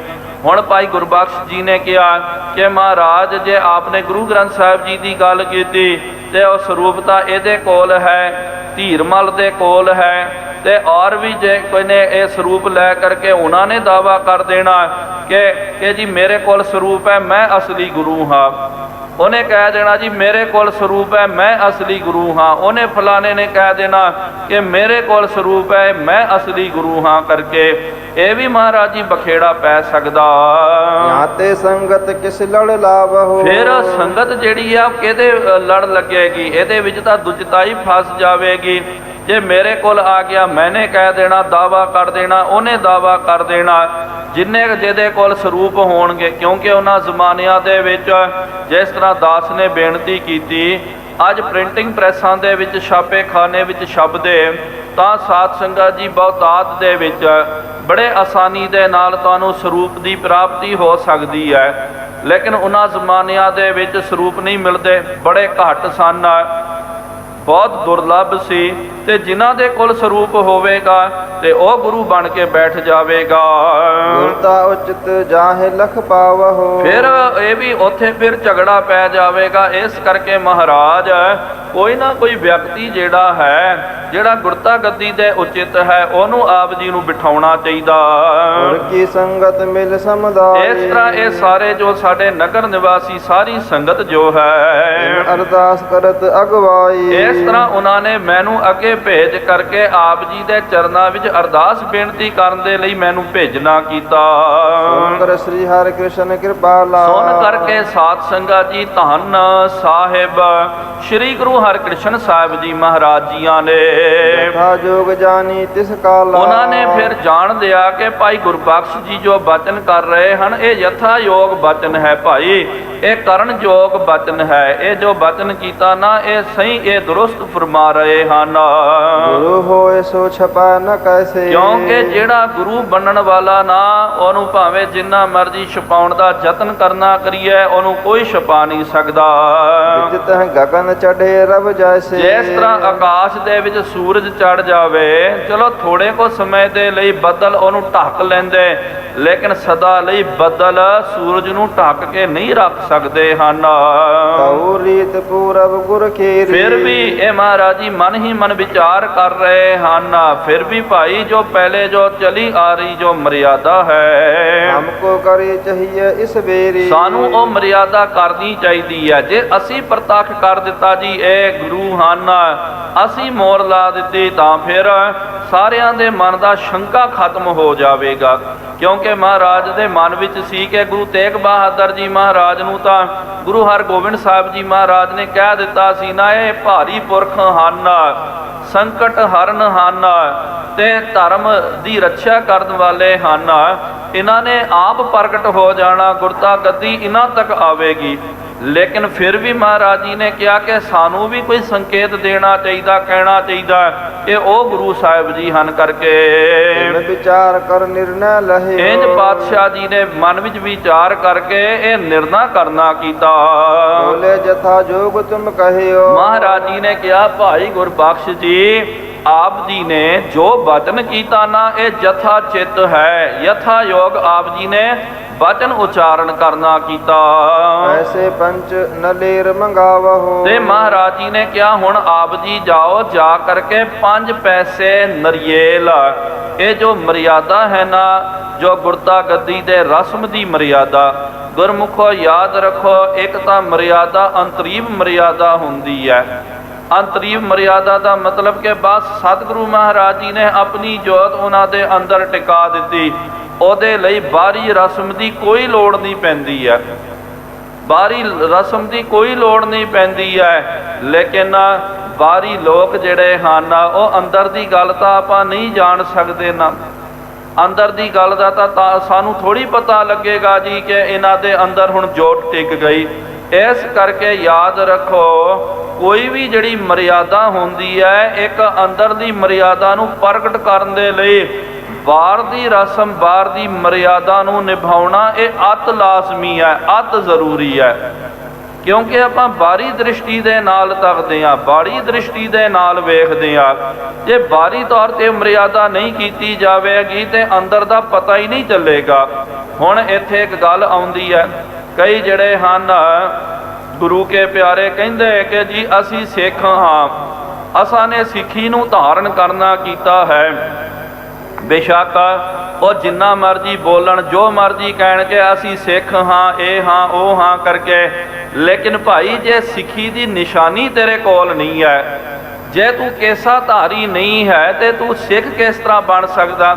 ਫਿਰ ਜਦੋਂ ਉਹਨੂੰ ਆਪਾਂ ਬੋਲਦੇ ਹਾਂ ਕਿ ਭਾਈ ਤੂੰ ਤਾਂ ਕਹਿੰਦਾ ਜੀ ਮੈਂ ਗੁਰੂ ਕਾ ਸਿੱਖ ਹਾਂ, ਮੈਂ ਗੁਰੂ ਕਾ ਖਾਲਸਾ, ਲੇਕਿਨ ਸਿੱਖੀ ਦੀ ਤੇਰੇ ਕੋਲ ਕੋਈ ਨਿਸ਼ਾਨੀ ਨਹੀਂ ਹੈ, ਤੂੰ ਤਾਂ ਕੇਸ ਵੀ ਨਹੀਂ ਰੱਖਣੇ ਕੀਤੇ, ਉਹ ਤੁਰੰਤ ਜਵਾਬ ਦੇ ਦਿੰਦਾ, ਤੁਰੰਤ ਕਹਿ ਦਿੰਦਾ ਕਿ ਭਾਈ ਮੈਨੇ ਅੰਦਰੋਂ ਸਿੱਖੀ ਨੂੰ ਧਾਰਨ ਕਰਨਾ ਕੀਤਾ, ਮੈਨੇ ਸਿੱਖੀ ਨੂੰ ਅੰਦਰੋਂ ਧਾਰਨ ਕਰਨਾ ਕੀਤਾ। ਭਾਈ ਅੰਦਰੋਂ ਧਾਰਨ ਕੀਤਾ ਉਹਦਾ ਕਿੱਥੇ ਪਤਾ ਲੱਗੇਗਾ? ਪ੍ਰਮਾਣ ਤਾਂ ਬਾਹਰੀ ਤੌਰ ਤੇ ਪ੍ਰਗਟ ਹੋਵੇ ਨਾ, ਪ੍ਰਮਾਣ ਤਾਂ ਬਾਹਰੀ ਤੌਰ ਤੇ ਦੇਣਾ ਚਾਹੀਦਾ। ਬਾਹਰੀ ਤੌਰ ਤੇ ਤੇਰੇ ਕੋਲ ਕੋਈ ਪ੍ਰਮਾਣ ਨਹੀਂ ਹੈ, ਕੋਈ ਪ੍ਰੂਫ ਨਹੀਂ ਹੈ, ਕੋਈ ਨਿਸ਼ਾਨੀ ਨਹੀਂ ਹੈ ਸਿੱਖੀ ਦੀ। ਭਾਵੇਂ ਤੂੰ ਅੰਦਰ ਖਾਤੇ ਜਿੰਨਾ ਮਰਜ਼ੀ ਬੋਲੀ ਜਾ, ਤੂੰ ਸਿੱਖ ਨਹੀਂ ਅਖਵਾ ਸਕਦਾ। ਇਸ ਕਰਕੇ ਅੰਦਰ ਦੀ ਗੱਲ ਨੂੰ ਪ੍ਰਗਟ ਕਰਨ ਦੇ ਲਈ, ਪੱਕੀ ਮੋਹਰ ਲਾਉਣ ਦੇ ਲਈ ਬਾਹਰੀ ਮਰਿਆਦਾ, ਬਾਹਰੀ ਰਸਮ ਜਿਹੜੀ ਹੈ ਉਹ ਨਿਭਾਉਣੀ ਅਤ ਲਾਜ਼ਮੀ ਹੈ। ਇਸ ਕਰਕੇ ਮਹਾਰਾਜ ਜੀ ਨੇ ਕਿਹਾ ਕਿ ਭਾਈ ਜੋਤ ਤਾਂ ਅਸਾਂ ਨੇ ਟਿਕਾਈ ਦਿੱਤੀ ਹੈ ਨਾ, ਧੰਨ ਗੁਰੂ ਨਾਵੇਂ ਪਾਤਸ਼ਾਹ ਗੁਰੂ ਤੇਗ ਬਹਾਦਰ ਜੀ ਮਹਾਰਾਜ ਜੀ ਦੇ ਅੰਦਰ ਉਹਨਾਂ ਨੇ ਤਾਂ ਪ੍ਰਗਟ ਹੀ ਹੋ ਜਾਣਾ, ਲੇਕਿਨ ਫਿਰ ਵੀ ਸਾਨੂੰ ਬਾਹਰੀ ਮਰਿਆਦਾ ਕਰਨੀ ਅਤ ਲਾਜ਼ਮੀ ਹੈ, ਅਤ ਜ਼ਰੂਰੀ ਹੈ। ਇਸ ਕਰਕੇ ਬਾਹਰੀ ਮਰਿਆਦਾ ਨੂੰ ਪੂਰਾ ਕਰਨ ਦੇ ਲਈ ਮਹਾਰਾਜ ਜੀ ਨੇ ਬਚਨ ਕਰਨਾ ਕੀਤਾ ਕਿ ਜਾਓ, ਬਾਹਰੀ ਰਸਮ ਜੋ ਗੁਰਤਾ ਗੱਦੀ ਦੀ ਨਿਭਾਈ ਜਾਂਦੀ ਹੈ, 5 ਪੈਸੇ ਨਰੀਏਲ ਹੋ ਗਿਆ। ਮਹਾਰਾਜ ਜੀ ਨੇ ਕਿਹਾ ਜਾਓ ਨਰੀਏਲ ਅਤੇ 5 ਪੈਸੇ ਲੈ ਕਰਕੇ ਆਓ। ਸਭ ਸੰਗਤ ਕੋ ਨਿਕਟ ਬਿਠਾਵਾ, ਸਾਰੀ ਸੰਗਤ ਜਿਹੜੀ ਹੈ ਜੋ ਬਾਰ-ਬਾਰ ਹੈ, ਸਾਰਿਆਂ ਨੂੰ ਬੁਲਾਓ, ਬੁਲਾ ਕਰਕੇ ਕਹਿ ਦਿਓ ਕਿ ਭਾਈ ਸਤਿਗੁਰੂ ਸੱਚੇ ਪਾਤਸ਼ਾਹ ਜੀ ਮਹਾਰਾਜ, 9ਵੇਂ ਪਾਤਸ਼ਾਹ ਜੀ ਮਹਾਰਾਜ ਜੀ ਦੀ ਗੁਰਤਾ ਗੱਦੀ ਨਸ਼ੀਨੀ ਕਰ ਰਹੇ ਹਨ, ਉਹਨਾਂ ਨੂੰ ਗੁਰਤਾ ਗੱਦੀ ਸੌਂਪਣ ਵਾਲੇ ਹਨ। ਭਾਰੇ ਗੁਰ ਵਿਦਿਤ ਹੈ ਜਗ ਮਾਹੀ। ਮਹਾਰਾਜ ਜੀ ਨੇ ਕਿਹਾ ਤੁਹਾਨੂੰ ਫਿਕਰ ਕਰਨ ਦੀ ਕੋਈ ਲੋੜ ਨਹੀਂ ਹੈ ਭਾਈ, ਜਿਹੜੇ 9ਵੇਂ ਪਾਤਸ਼ਾਹ ਜੀ ਹੋਣਗੇ ਬੜੇ ਭਾਰੇ ਗੁਰੂ ਹੋਣਗੇ। ਬਹੁਤ ਭਾਰੇ ਦਾ ਮਤਲਬ ਜਿਸ ਤਰ੍ਹਾਂ ਸਾਧ ਸੰਗਤ ਜੀ ਉਂਝ ਆਪਾਂ ਭਾਰਾ ਦਾ ਅਰਥ ਜਿਹੜਾ, ਕਿਉਂਕਿ ਅਰਥ ਬੜੇ ਹੁੰਦੇ ਹਨ। ਭਾਰਾ ਦਾ ਮਤਲਬ ਹੁੰਦਾ ਜਿਹੜਾ ਬੜਾ ਤਗੜਾ ਹੋਵੇ, ਭਾਰ ਵਾਲਾ ਹੋਵੇ, ਕੋਈ ਵਜ਼ਨਦਾਰ ਹੋਵੇ ਚੀਜ਼, ਉਹਨੂੰ ਆਪਾਂ ਕਹਿ ਦਿੰਦੇ ਨਾ ਜੀ ਇਹ ਬੜੀ ਭਾਰੀ ਹੈ। ਜਿਹੜੀ ਵਜ਼ਨ ਦੇ ਵਿੱਚ ਹਲਕੀ ਹੋਵੇ ਆਪਾਂ ਕਹਿ ਦਿੰਦੇ ਹਾਂ ਜੀ ਇਹ ਬੜੀ ਹਲਕੀ ਹੈ। ਲੇਕਿਨ ਭਾਰੇ ਦਾ ਮਤਲਬ ਹੈ, ਜਿਸ ਤਰ੍ਹਾਂ ਗੁਰਬਾਣੀ ਦੇ ਵਿੱਚ ਵੀ ਆਇਆ ਨਾ ਕਿ ਭਾਈ ਤ੍ਰਿਭਵਨ ਠਾਕੁਰ ਪ੍ਰੀਤਮ ਮੋਟਾ। ਮੋਟੇ ਦਾ ਮਤਲਬ ਉਂਝ ਆਪਾਂ ਕਹਿੰਦੇ ਆ ਕਿ ਜਿਹੜਾ ਬੜਾ ਭਾਰਾ ਹੋਵੇ, ਤਗੜਾ ਹੋਵੇ, ਮੋਟਾ ਆਪਾਂ ਉਹਨੂੰ ਬੋਲਦੇ। ਲੇਕਿਨ ਉੱਥੇ ਮੋਟੇ ਦਾ ਮਤਲਬ ਹੈ ਕਿ ਜਿਹੜਾ ਬੜਾ ਸ਼ਕਤੀ ਵਾਲਾ ਹੋਵੇ, ਬਹੁਤ ਜਿਹੜਾ ਭਾਰਾ ਹੋਵੇ। ਭਾਰਾ ਦਾ ਮਤਲਬ ਬਹੁਤ ਵੱਡਾ। ਸਤਿਗੁਰੂ ਮਹਾਰਾਜ ਜੀ ਨੇ ਕਿਹਾ ਉਹ ਬੜੇ ਭਾਰੇ ਗੁਰੂ ਹੋਣਗੇ, ਭਾਵ ਕਿ ਬਹੁਤ ਉਹਨਾਂ ਦੀ ਵਡਿਆਈ ਹੋਵੇਗੀ, ਬਹੁਤ ਚੜ੍ਹਦੀ ਕਲਾ ਵਾਲੇ ਉਹ ਗੁਰੂ ਸਾਹਿਬ ਜੀ ਹੋ ਕਰਕੇ ਪ੍ਰਗਟ ਹੋਣਗੇ। ਜਿਸ ਤੇ ਦੰਭੀ ਗੁਰ ਦੁਰ ਜਾਹੀ। ਜਿਸ ਕਰਕੇ ਜਿੰਨੇ ਵੀ ਜਿਹੜੇ ਗੁਰੂ ਘਰ ਦੇ ਵਿੱਚ ਦੰਭੀ ਪਖੰਡੀ ਜਿਹੜੇ ਹਨ, ਉਹਨਾਂ ਦੇ ਤੇਜ ਪ੍ਰਤਾਪ ਦੇ ਅੱਗੇ ਸਾਰਿਆਂ ਨੇ ਛੁਪ ਜਾਣਾ ਹੈ। ਜਿਸ ਤਰ੍ਹਾਂ ਭਾਈ ਗੁਰਦਾਸ ਸਾਹਿਬ ਜੀ ਨੇ ਬਚਨ ਕੀਤਾ ਨਾ, ਸਤਿਗੁਰ ਨਾਨਕ ਪ੍ਰਗਟਿਆ ਮਿਟੀ ਧੁੰਦ ਜਗ ਚਾਨਣ ਹੋਆ, ਜਿਉਂ ਕਰ ਸੂਰਜ ਨਿਕਲਿਆ ਤਾਰੇ ਛਪੇ ਹਨੇਰ ਪਲੋਆ। ਜਿਸ ਤਰ੍ਹਾਂ ਸੂਰਜ ਨਿਕਲ ਗਿਆ ਸਾਰੇ ਤਾਰੇ ਛੁਪ ਜਾਣਗੇ ਤੇ ਹਨੇਰਾ ਜਿਹੜਾ ਗਾਇਬ ਹੋ ਜਾਂਦਾ, ਖਤਮ ਹੋ ਜਾਂਦਾ। ਇਸ ਤਰ੍ਹਾਂ ਹੀ ਜਿਹੜੇ ਪੂਰੇ ਸਤਿਗੁਰੂ ਮਹਾਰਾਜ ਸੂਰਜ ਦੇ ਵੱਤ ਜਦੋਂ ਪ੍ਰਗਟ ਹੋਣਗੇ, ਜਿਹੜੇ ਅੱਜ ਦੰਭੀ ਪਖੰਡੀ ਤਾਰਿਆਂ ਵਾਂਗੂ ਟਿਮਟਮਾ ਰਹੇ ਹਨ, ਉਹਨਾਂ ਦੀ ਹਸਤੀ ਮਿਟ ਜਾਵੇਗੀ।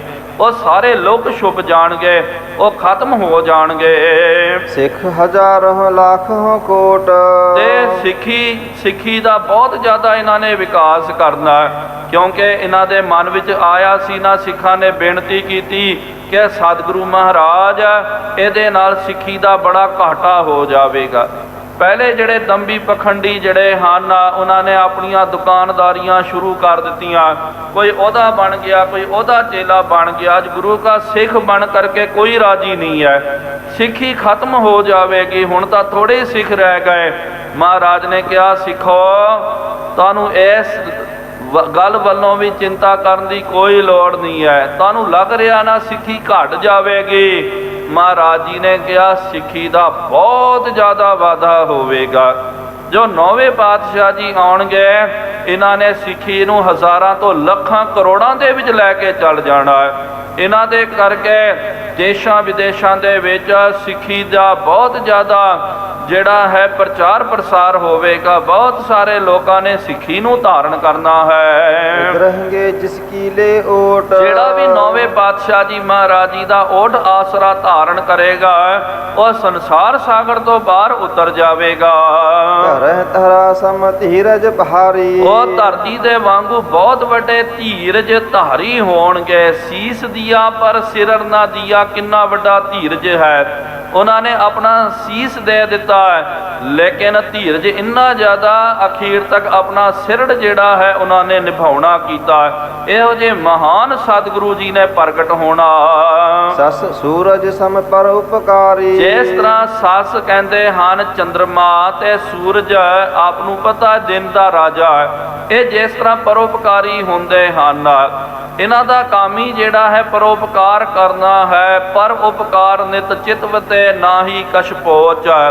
ਜਿਹੜੇ ਮਹਾਂਪੁਰਖ ਜਿਹੜੇ ਹੁਣ 9ਵੇਂ ਪਾਤਸ਼ਾਹ ਜੀ ਮਹਾਰਾਜ ਜੀ ਪ੍ਰਗਟ ਹੋਣ ਵਾਲੇ ਹਨ, ਸੂਰਜ ਅਤੇ ਚੰਦਰਮਾ ਦੇ ਵੱਧ ਇਹਨਾਂ ਨੇ ਸਾਰਾ ਜੀਵਨ ਪਰਉਪਕਾਰੀ ਕਰਦੇ ਰਹਿਣਾ। ਪਰਉਪਕਾਰ ਦੇ ਵਿੱਚ ਹੀ ਆਪਣਾ ਸਾਰਾ ਜੀਵਨ ਇਹਨਾਂ ਨੇ ਸਮਰਪਿਤ ਕਰ ਦੇਣਾ। ਸਾਧ ਸੰਗਤ ਜੀ, ਇਹ ਗੱਲ ਬਚਨ ਯਾਦ ਆਇਆ ਗੁਰੂ ਮਹਾਰਾਜ ਜੀ ਦਾ ਜਦੋਂ ਇਤਿਹਾਸ ਪੜ੍ਹਦੇ ਨਾ।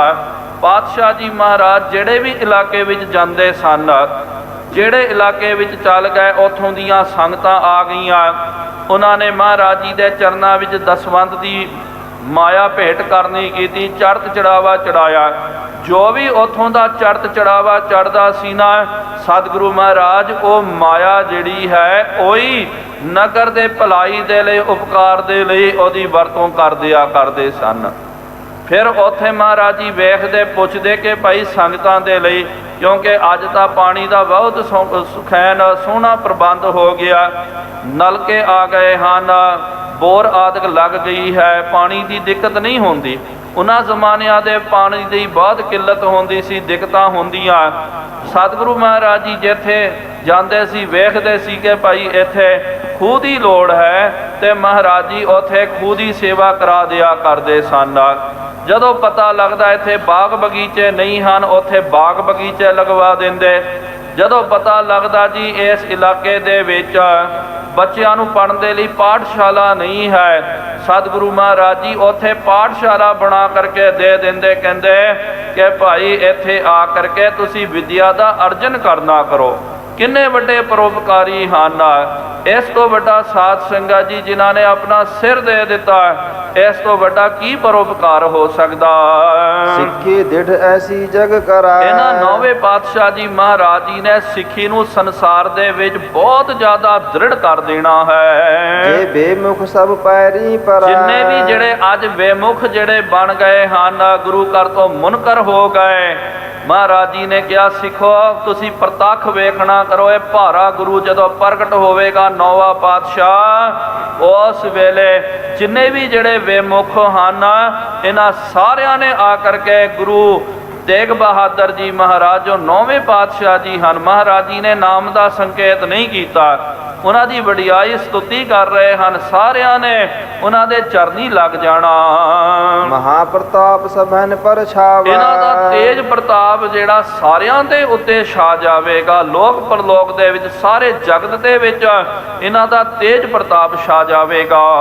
ਕੁਛ ਤੇ ਕੁਛ ਕਰ ਕਾ ਦਿਖਰਾਵਾ। ਇਹ ਕੁਛ ਤੋਂ ਕੁਛ ਵੀ ਕਰਕੇ ਦਿਖਾਉਣਗੇ। ਇਸ ਤਰ੍ਹਾਂ ਦੇ ਬਹੁਤ ਵੱਡੇ ਮਹਾਬਲੀ ਧਰਮ ਧੀਰ ਹੋਣਗੇ ਤੇ ਸੰਕਟ ਹਰਨ ਹੋਣਗੇ।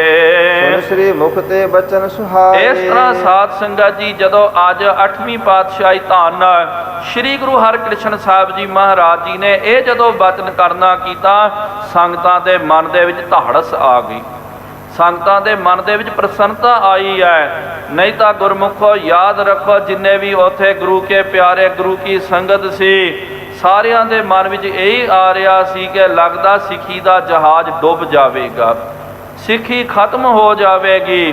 ਗੁਰੂ ਮਹਾਰਾਜ ਜੀ ਤੋਂ ਬਗੈਰ ਸਿੱਖੀ ਨੂੰ ਕੌਣ ਸਾਂਭਣ ਵਾਲਾ ਹੈ। ਹੁਣ ਤਾਂ 8ਵੇਂ ਪਾਤਸ਼ਾਹ ਜੀ ਮਹਾਰਾਜ ਸਦੀਵ ਕਾਲ ਦੇ ਲਈ ਵਿਛੋੜਾ ਦੇ ਕੇ ਜਾ ਰਹੇ ਹਨ।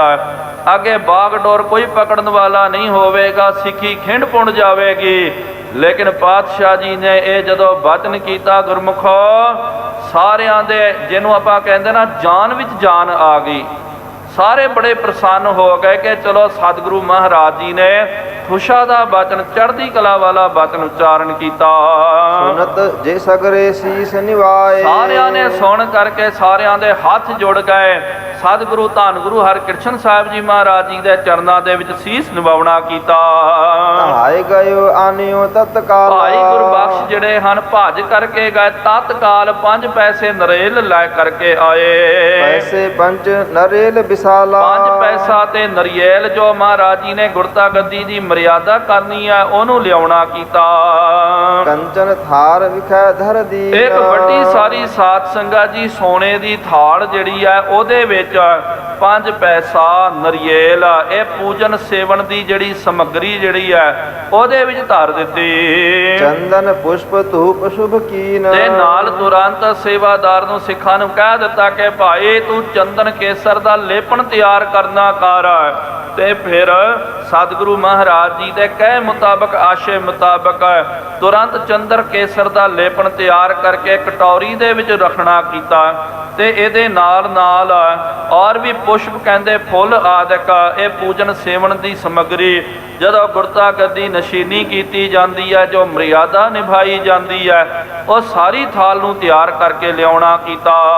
ਸੰਗਤ ਸਗਰੇ ਨਿਕਟ ਬੁਲਾਏ। ਫਿਰ ਸਤਿਗੁਰੂ ਮਹਾਰਾਜ ਜੀ ਨੇ ਸਾਰੀ ਸੰਗਤ ਨੂੰ ਆਪਣੇ ਲਾਗੇ ਬੁਲਾਇਆ ਹੈ। ਜਿਸ ਮੈਂ ਸਿਆਣੇ ਸਿੱਖ ਸਮੁਦਾਇ। ਇਹਨਾਂ ਦੇ ਵਿੱਚ ਜਿਹੜੇ ਸਿਆਣੇ ਸਿੱਖ ਜੋ ਹਨ ਭਾਈ ਗੁਰਬਖਸ਼ ਜੀ ਆਦਿਕ ਔਰ ਵੀ ਜਿਹੜੇ ਗੁਰਮੁਖ ਪਿਆਰੇ ਜੋ ਮੁਖੀ ਹਨ, ਆਥਨ ਜੋਰ ਨਾਥ ਗੁਰ ਆਗੇ। ਉਹਨਾਂ ਸਾਰਿਆਂ ਨੂੰ ਮਹਾਰਾਜ ਜੀ ਨੇ ਆਪਣੇ ਲਾਗੇ ਬੁਲਾਇਆ। ਉਹ ਮਹਾਰਾਜ ਜੀ ਦੇ ਨਿਕਟ ਹੱਥ ਜੋੜ ਕਰਕੇ ਖੜ ਗਏ। ਨਮੋ ਕਰਹਿ ਕੋ ਚਰਨੀ ਲਾਗੇ। ਕੋਈ ਆ ਕਰਕੇ ਨਮਸਕਾਰ ਕਰ ਰਿਹਾ, ਕੋਈ ਮੱਥਾ ਟੇਕ ਰਿਹਾ ਹੈ। ਧਿਰਤ ਕੀ ਜਰਹ ਮਸ਼ਾਲ ਅਗਾਰੀ। ਮਹਾਰਾਜ ਜੀ ਨੇ ਕਿਹਾ ਕਿ ਅੱਜ ਭਾਈ ਘਿਓ ਦੀ ਮਿਸਾਲ ਜਿਹੜੀ ਆ ਤੁਸੀਂ ਅੱਗੇ ਜਗਾਉਣਾ ਕਰੋ। ਅਪਰ ਸੁਗੰਧਨ ਬਹੁ ਮਹਿਕਾਰੀ। ਔਰ ਵੀ ਤਰ੍ਹਾਂ ਤਰ੍ਹਾਂ ਦੀਆਂ ਸੁਗੰਧੀਆਂ ਜਿਹੜੀਆਂ ਇਤਰ ਫੁਲੇਲ ਆਦਿਕ ਉਹਦਾ ਛਿੜਕਾ ਕਰਨਾ ਕੀਤਾ। ਸਾਰੀ ਇਹ ਜੋ ਹੈ ਇਹਨਾਂ ਖੁਸ਼ਬੂ ਨੁਮਾ ਚੀਜ਼ਾਂ ਦੇ ਨਾਲ ਗੁਰੂ ਘਰ ਨੂੰ ਮਹਿਕਾਉਣਾ ਕੀਤਾ। ਸਭਾ ਲਗਾਏ ਜਥੋ ਚਿਤ ਸਾਰੇ। ਫਿਰ ਜਥਾ ਚਿਤ ਇਹ ਸਭਾ ਦੀਵਾਨ ਲੱਗ ਗਿਆ। ਇਹਦੇ ਵਿੱਚ ਜਿਹੜੇ ਮੁਖੀ ਚੜ੍ਹਦੀ ਕਲਾ ਵਾਲੇ ਜਿਹੜੇ ਗੁਰੂ ਕੇ ਪਿਆਰੇ ਮਸੰਦ ਆਦਿਕ ਜੋ ਉਹ ਅੱਗੇ ਅੱਗੇ ਆ ਗਏ, ਬਾਕੀ ਸੰਗਤਾਂ ਜਿਹੜੀਆਂ ਪਿੱਛੇ ਚੱਲ ਗਈਆਂ। ਬੈਠੇ 14 ਗੁਰ ਪਰਵਾਰ। ਸਤਿਗੁਰੂ ਮਹਾਰਾਜ ਜੀ ਦਾ ਪਰਿਵਾਰ ਆਸ-ਪਾਸ ਹੋ ਕਰਕੇ ਬੈਠ ਗਿਆ। ਧਰ ਮੌਨ ਸਭ ਹੇਰਨ ਕਰੈ। ਧਾਰੇ ਭਾਵ ਕੇ ਸਾਰਿਆਂ ਨੇ ਮੌਨ ਧਾਰਨ ਕਰਕੇ ਸਾਰੇ ਅਚਰਜਤਾ ਦੇ ਨਾਲ ਵੇਖ ਰਹੇ ਹਨ ਕਿ ਮਹਾਰਾਜ ਜੀ ਨੇ ਭਾਈ ਗੁਰਤਾ ਗੱਦੀ ਦਾ ਇਹ ਰਸਮ ਨਿਭਾਉਣੀ ਹੈ, ਲੇਕਿਨ ਪਾਤਸ਼ਾਹ ਜੀ ਮਹਾਰਾਜ ਕਿਹਨੂੰ ਗੁਰਤਾ ਗੱਦੀ ਦੇਣਗੇ? ਕਿਉਂਕਿ ਸਤਿਗੁਰੂ ਮਹਾਰਾਜ ਜੀ ਨੇ ਹੁਣ ਤੱਕ ਨਾਮ ਨਹੀਂ ਲਿਆ। ਸੰਗਤਾਂ ਦੇ ਮਨ ਦੇ ਵਿੱਚ ਇਹ ਵੀ ਇੱਕ ਉਤਸੁਕਤਾ ਸੀ। ਉਹਨਾਂ ਨੂੰ ਲੱਗ ਰਿਹਾ ਸੀ ਕਿ ਭਾਈ ਲੱਗਦਾ ਇਹਨਾਂ ਸੰਗਤ ਦੇ ਵਿੱਚੋਂ ਹੀ ਕੋਈ ਬੰਦੇ ਦੀ ਕੋਈ ਮਨੁੱਖ ਦੀ ਚੋਣ ਕਰਕੇ ਉਹਨੂੰ ਗੁਰਤਾ ਗੱਦੀ ਦੇ ਉੱਤੇ ਸ਼ੁਭਾਇਮਾਨ ਕਰਨਾ। ਸਾਰੇ ਚੁੱਪ ਗੜੁੱਪ ਹੋ ਕਰਕੇ ਸੱਜੇ ਖੱਬੇ ਵੇਖ ਰਹੇ ਹਨ ਕਿ ਮਹਾਰਾਜ ਜੀ ਕਿਹਦੇ ਵੱਲ ਇਸ਼ਾਰਾ ਕਰਦੇ, ਕਿਹਨੂੰ ਕਹਿੰਦੇ ਕਿ ਭਾਈ ਆਓ ਤੁਹਾਨੂੰ ਅਸੀਂ ਗੁਰਤਾ ਗੱਦੀ ਦੇ ਉੱਤੇ ਸ਼ੁਭਾਇਮਾਨ ਕਰਨਾ ਹੈ। ਸਨਾ ਸਨਾ ਗੁਰ ਸਿਮਰਨ ਤਹਰਾ। ਬੜੇ ਪ੍ਰੇਮ ਦੇ ਨਾਲ ਸਾਰੇ ਜਿਹੜੇ ਹਨ ਗੁਰੂ ਮਹਾਰਾਜ ਜੀ ਨੂੰ ਯਾਦ ਕਰਦੇ। ਸ੍ਰੀ ਹਰਿ ਕ੍ਰਿਸ਼ਨ ਦਰਸ ਕਹੁ ਦਾਨ। ਧੰਨ ਸ੍ਰੀ ਗੁਰੂ ਹਰਿਕ੍ਰਿਸ਼ਨ ਸਾਹਿਬ ਜੀ ਮਹਾਰਾਜ ਦਰਸ਼ਨਾਂ ਦਾ ਦਾਨ ਦੇ ਰਹੇ ਹਨ। ਦੀਨੋ ਕੀਨ ਜਨਨ ਕਲਿਆਣ। ਜਿਨ੍ਹਾਂ ਨੇ ਗਰੀਬਾਂ ਦੀ ਕਲਿਆਣ ਕਰਨੀ ਕੀਤੀ, ਉਹਨਾਂ ਦਾ ਉਧਾਰ ਕਰਨਾ ਕੀਤਾ। ਅਜੋ ਪ੍ਰਿਯੰਕ ਤਰੇ ਗੁਰ ਭਾਈ। ਸਤਿਗੁਰੂ ਮਹਾਰਾਜ ਜੀ ਜੋ ਪਲੰਗੇ ਦੇ ਉੱਤੇ ਵਿਰਾਜਮਾਨ ਸਨ, ਉਹਦਾ ਤਿਆਗ ਕਰਕੇ ਫਿਰ ਧਰਤੀ ਤੇ ਆ ਕਰਕੇ ਬੈਠ ਗਏ। ਕੁਸ਼ ਕੋ ਆਸਤਰਨ ਥਿਰ ਥੀਏ। ਜਿਹੜਾ ਕੁਸ਼ ਦਾ ਆਸਤਰਨ ਜਿਹੜਾ ਨਾ ਉਹਦੇ ਉੱਤੇ ਮਹਾਰਾਜ ਜੀ ਨੇ ਚੌਂਕੜਾ ਮਾਰ ਕੇ ਬੈਠਣਾ ਕੀਤਾ। ਕੰਚਨ ਥਾਰ ਨਿਕਟ ਕਰਵਾਇਓ। ਜੋ ਸੋਨੇ ਦੀ ਥਾਲ ਜੋ ਹੈ ਜਿਹਦੇ ਵਿੱਚ ਪੂਜਨ ਸੇਵਨ ਦੀ ਸਮੱਗਰੀ ਰੱਖਣੀ ਕੀਤੀ, ਮਹਾਰਾਜ ਨੇ ਕਿਹਾ ਉਹ ਲੈ ਕਰਕੇ ਆਓ। ਦੇਖ ਦਾਹਿਨੋ ਹਾਥ ਉਠਾਇਓ। ਇਹ ਵੇਖ ਕਰਕੇ ਦਹਿਨਾ ਹੱਥ ਜਿਹੜਾ ਹੈ ਭਾਵ ਕਿ ਆਪਣਾ ਸੱਜਾ ਹੱਥ ਸਤਿਗੁਰੂ ਮਹਾਰਾਜ ਜੀਆਂ ਨੇ ਉਠਾਉਣਾ ਕੀਤਾ। ਵਿਦੁਲ ਮਨਿੰਦ ਕਮਲ ਕੇ ਜੋਏ। ਜਿਹੜਾ ਹਸਤ ਕਮਲ ਜਿਹੜਾ ਹੈ ਸੱਜਾ ਜਿਹੜਾ ਹਸਤ ਕਮਲ ਪ੍ਰੇਰਨ ਕਰਿਓ ਪਿਖਹਿ ਗਨ ਸੋਏ। ਸਾਰੇ ਲੋਕ ਇਹ ਨਜ਼ਾਰਾ ਵੇਖ ਰਹੇ ਹਨ ਕਿ ਸਤਿਗੁਰੂ ਮਹਾਰਾਜ ਜੀ ਕੀ ਕੌਤਕ ਵਰਤਾ ਰਹੇ, ਕੀ ਭਾਣਾ ਵਰਤਾ ਰਹੇ। ਕਿਉਂਕਿ ਗੁਰਤਾ ਗੱਦੀ ਦੇ ਉੱਤੇ ਤਖਤ ਦੇ ਉੱਤੇ ਕਿਹਨੂੰ ਸ਼ੁਭਾਇਮਾਨ ਨਹੀਂ ਕਰਨਾ ਕੀਤਾ। ਕਿਉਂਕਿ ਜਦੋਂ ਗੁਰਤਾ ਗੱਦੀ ਦਿੱਤੀ ਜਾਂਦੀ ਹੈ, ਜਿਹਨੂੰ ਗੁਰਤਾ ਗੱਦੀ ਦੇ ਉੱਤੇ ਸ਼ੁਭਾਇਮਾਨ ਕਰਨਾ ਹੋਵੇ ਪਹਿਲੇ ਉਹਨੂੰ ਤਖਤ ਦੇ ਉੱਤੇ ਬਿਠਾਇਆ ਜਾਂਦਾ। ਵਾਹਿਗੁਰੂ ਪਹਿਲੇ ਉਹਨੂੰ ਤਖਤ ਦੇ ਉੱਤੇ ਬਿਠਾ ਕਰਕੇ ਫਿਰ ਇਹ ਗੁਰਤਾ ਗੱਦੀ ਦੀ ਮਰਿਆਦਾ ਕੀਤੀ ਜਾਂਦੀ ਹੈ, ਨਿਭਾਈ ਜਾਂਦੀ ਹੈ। ਲੇਕਿਨ ਸਤਿਗੁਰੂ ਮਹਾਰਾਜ ਜੀ ਨੇ ਸਿੰਘਾਸਣ ਦੇ ਪਾਤਸ਼ਾਹ ਜੀ ਨੇ ਸਿੰਘਾਸਣ ਦੇ ਉੱਤੇ ਤਾਂ ਕਿਹਨੂੰ ਵੀ ਨਹੀਂ ਬਿਠਾਇਆ, ਲੇਕਿਨ ਸਤਿਗੁਰੂ ਮਹਾਰਾਜ ਜੀ ਨੇ ਆਪਣੇ ਹਸਤ ਕਮਲਾਂ ਦੇ ਵਿੱਚ ਨਰੀਅਲ ਅਤੇ 5 ਪੈਸਾ ਲੈ ਲਿਆ। ਨਿਰਨ ਕਰਿਓ ਪਿਖੈ ਗਨ ਸੋਏ। ਸਾਰੇ ਜਦੋਂ ਇਹ ਵੇਖ ਕਰਕੇ ਸਾਰਿਆਂ ਨੇ ਵੇਖਣਾ ਕੀਤਾ ਕਿ ਕੀ ਕੌਤਕ ਵਰਤਾ ਰਹੇ। ਪੈਸੇ ਪੰਚ ਉਠਾਵਨ ਕਰੇ। ਫਿਰ ਮਹਾਰਾਜ ਜੀ ਨੇ 5 ਪੈਸਿਆਂ ਨੂੰ ਉਠਾਉਣਾ ਕੀਤਾ। ਸ੍ਰੀਫਲ ਸਾਥ ਹਾਥ ਮਹਤ ਹਰੇ। ਨਾਲ ਸ੍ਰੀਫਲ ਦਾ ਮਤਲਬ ਹੁੰਦਾ ਜਿਹਨੂੰ ਆਪਾਂ ਨਰੀਅਲ ਬੋਲਦੇ ਹਨ। ਨਰੀਅਲ ਨੂੰ ਸਾਧ ਸੰਗਤ ਜੀ ਆਦਿ ਕਾਲ ਦੇ ਵਿੱਚ ਸੰਸਕ੍ਰਿਤ ਦੇ ਵਿੱਚ ਸ਼੍ਰੀਫਲ ਕਿਹਾ ਜਾਂਦਾ ਹੈ। ਜਿੰਨੇ ਵੀ ਜਿਹੜੇ ਫਲ ਜਿਹੜੇ ਹਨ, ਇਹਨਾਂ ਫਲਾਂ ਦਾ ਸ਼੍ਰੋਮਣੀ, ਸ਼੍ਰੀ ਦਾ ਮਤਲਬ ਹੁੰਦਾ ਸ਼੍ਰੋਮਣੀ, ਸਤਿਕਾਰਯੋਗ। ਫਲਾਂ ਦੇ ਵਿੱਚੋਂ ਸ਼੍ਰੋਮਣੀ ਦਰਜਾ ਨਰੀਅਲ ਨੂੰ ਪ੍ਰਾਪਤ ਹੈ, ਇਸ ਕਰਕੇ ਇਹਨੂੰ ਸ਼੍ਰੀ ਫਲ ਕਿਹਾ ਜਾਂਦਾ। ਸੋ ਸਤਿਗੁਰੂ ਮਹਾਰਾਜ ਜੀ ਨੇ ਸ਼੍ਰੀ ਫਲ ਭਾਵ ਕੇ ਨਰੀਅਲ ਲੈਣਾ ਕੀਤਾ ਤੇ ਉਹਦੇ ਉੱਤੇ 5 ਪੈਸਾ ਰੱਖ ਦਿੱਤਾ। ਤੀਨ ਮੰਡਲਾ ਕਿਰਤ ਤ੍ਰੈ ਬਾਰੀ। ਇਸ ਤਰ੍ਹਾਂ ਸਤਿਗੁਰੂ ਮਹਾਰਾਜ ਜੀ ਨੇ 5 ਪੈਸੇ ਨਰੀਅਲ ਲੈ ਕਰਕੇ 3 ਵਾਰੀ ਆਕਾਸ਼ ਦੇ ਵਿੱਚ, ਹਵਾ ਦੇ ਵਿੱਚ ਇਹਨੂੰ ਘੁਮਾਉਣਾ ਕੀਤਾ। ਸੋ ਧਿਆਨ ਪ੍ਰਕਰਮਾ ਤਹਾਰੀ। ਇਸ ਤਰ੍ਹਾਂ ਆਕਾਸ਼ ਦੇ ਵਿੱਚ ਇਸ ਤਰ੍ਹਾਂ ਸਤਿਗੁਰੂ ਮਹਾਰਾਜ ਜੀ ਨੇ ਫਿਰਾਇਆ ਹੈ। ਲੇਕਿਨ ਗੁਰਮੁਖੋ ਯਾਦ ਰੱਖੋ, ਗੁਰਤਾ ਗੱਦੀ ਦਾ ਤਖਤ ਜਿਹੜਾ ਹੈ ਉਹਦੇ ਉੱਤੋਂ ਤਾਂ ਮਹਾਰਾਜ ਜੀ ਉੱਠ ਕੇ ਹੇਠਾਂ ਆ ਗਏ। ਗੁਰਤਾ ਗੱਦੀ ਦੇ ਉੱਤੇ, ਤਖਤ ਦੇ ਉੱਤੇ ਕੋਈ ਬੈਠਿਆ ਨਹੀਂ ਹੈ। ਇੱਥੇ ਗੱਲ ਯਾਦ ਰੱਖੋ, ਕੋਈ ਬੈਠਿਆ ਨਹੀਂ ਦਾ ਮਤਲਬ ਸਰੀਰ ਕਰਕੇ ਸਾਧ ਸੰਗਤ ਜੀ 5 ਭੂਤਕ ਸਰੀਰ ਕਰਕੇ ਕੋਈ ਵੀ ਨਹੀਂ ਹੈ। ਲੇਕਿਨ ਜੇ ਆਪਾਂ ਆਤਮਿਕ ਤੌਰ ਤੇ ਵੇਖਦੇ ਹਾਂ, ਅੰਤਰ ਆਤਮਾ ਤੌਰ ਦੇ ਉੱਤੇ ਮੇਰੇ ਸੱਚੇ ਪਾਤਸ਼ਾਹ ਧੰਨ ਸਾਹਿਬ ਸ੍ਰੀ ਗੁਰੂ ਤੇਗ ਬਹਾਦਰ ਜੀ ਮਹਾਰਾਜ ਜੀ ਬੈਠੇ ਹੋਏ ਹਨ। ਲੇਕਿਨ 5 ਭੂਤਕ ਸਰੀਰ ਨਹੀਂ ਹੈ। ਆਮ ਲੋਕਾਂ ਨੂੰ ਇਹ ਨਜ਼ਾਰਾ ਨਜ਼ਰ ਨਹੀਂ ਆ ਰਿਹਾ। ਇਹ ਤਾਂ ਰਮਜ ਜਿਹੜੀ ਹੈ ਤਾਂ ਗੁਰੂ ਹਰਕ੍ਰਿਸ਼ਨ ਸਾਹਿਬ ਜੀ ਮਹਾਰਾਜ ਗੁਰਤਾ ਗੱਦੀ ਦੇਣ ਵਾਲੇ ਤੇ ਗੁਰਤਾ ਗੱਦੀ ਪ੍ਰਾਪਤ ਕਰਨ ਵਾਲੇ ਧੰਨ ਸਾਹਿਬ ਸ੍ਰੀ ਗੁਰੂ ਤੇਗ ਬਹਾਦਰ ਜੀ ਮਹਾਰਾਜ ਗੁਪਤ ਤੌਰ ਤੇ, ਜਿਹਨੂੰ ਆਪਾਂ ਗੁਪਤ ਤੌਰ ਤੇ, ਆਤਮਿਕ ਤੌਰ ਤੇ ਉਹ ਵਿਰਾਜਮਾਨ ਹਨ। ਤੇ ਸਤਿਗੁਰੂ ਮਹਾਰਾਜ ਜੀ ਨੇ 3 ਵਾਰੀ ਹਵਾ ਦੇ ਵਿੱਚ ਨਰੀਅਲ ਨੂੰ ਘੁਮਾਉਣਾ ਕੀਤਾ। ਲੇਪਨ ਕਰੀ ਭੂਮ ਜਹ ਪਾਵਨ। ਫਿਰ ਕੀ ਕੀਤਾ, ਜਿੱਥੇ ਜੋ ਪਾਵਨ ਸਿੰਘਾਸਨ ਦੇ ਉੱਤੇ ਲੇਪਨ ਕੀਤਾ ਗਿਆ, ਫਿਰ 5 ਪੈਸਾ ਨਰੀਅਲ ਲੈ ਕਰਕੇ ਸਤਿਗੁਰੂ ਮਹਾਰਾਜ ਜੀ ਨੇ ਉਹ ਥੜਾ ਜਿਹੜਾ ਹੈ, ਉਹ ਸਿੰਘਾਸਨ ਜਿਹੜਾ, ਉਹਦੀਆਂ 3 ਪ੍ਰਕਰਮਾਂ ਜਿਹੜੀਆਂ 3 ਪ੍ਰਦਖਣਾ ਕਰੇ ਸੁਜਾਨ। ਸੱਜੇ ਹੱਥ ਦੇ ਵਿੱਚ ਦੇਖੋ ਗੁਰਮੁਖੋ, ਭਾਵਨਾ ਬਣਾਓ ਕਿਹੋ ਜਿਹਾ ਨਜ਼ਾਰਾ ਹੋਵੇਗਾ। ਸੱਜੇ ਹੱਥ ਦੇ ਵਿੱਚ ਨਰੀਅਲ 5 ਪੈਸਾ ਲੈ ਕਰਕੇ ਸਤਿਗੁਰੂ ਮਹਾਰਾਜ ਉਹ ਥੜੇ ਦੇ ਉੱਤੇ, ਜਿੱਥੇ ਆਤਮਿਕ ਤੌਰ ਤੇ ਧੰਨ ਗੁਰੂ ਤੇਗ ਬਹਾਦਰ ਜੀ ਮਹਾਰਾਜ ਜੀ ਬੈਠੇ ਸ਼ੁਭਾਏਮਾਨ ਹਨ, ਫਿਰ ਇਹ ਲੈ ਕਰਕੇ ਸੱਜੇ ਪਾਸਿਓਂ ਮਹਾਰਾਜ ਜੀ ਨੇ 3 ਪ੍ਰਦਖਣਾ ਜਿਹੜੀਆਂ ਕਰਦੀਆਂ ਕੀਤੀਆਂ। ਨਿਜ ਕਰਤੇ ਤਹ ਕਰੇ ਟਿਕਾਵਨ। ਇਸ ਤਰ੍ਹਾਂ 3 ਪ੍ਰਦਖਣਾ ਕਰਕੇ ਸਤਿਗੁਰੂ ਮਹਾਰਾਜ ਜੀ ਨੇ 5 ਪੈਸਾ ਅਤੇ ਨਰੀਅਲ ਉਸ ਤਖਤ ਦੇ ਉੱਤੇ ਮਹਾਰਾਜ ਜੀ ਨੇ ਰੱਖ ਦਿੱਤਾ ਹੈ। ਹੁਣ ਇੱਥੇ ਬਚਨ ਆਇਆ ਤਖਤ ਦੇ ਉੱਤੇ ਰੱਖ ਦਿੱਤਾ।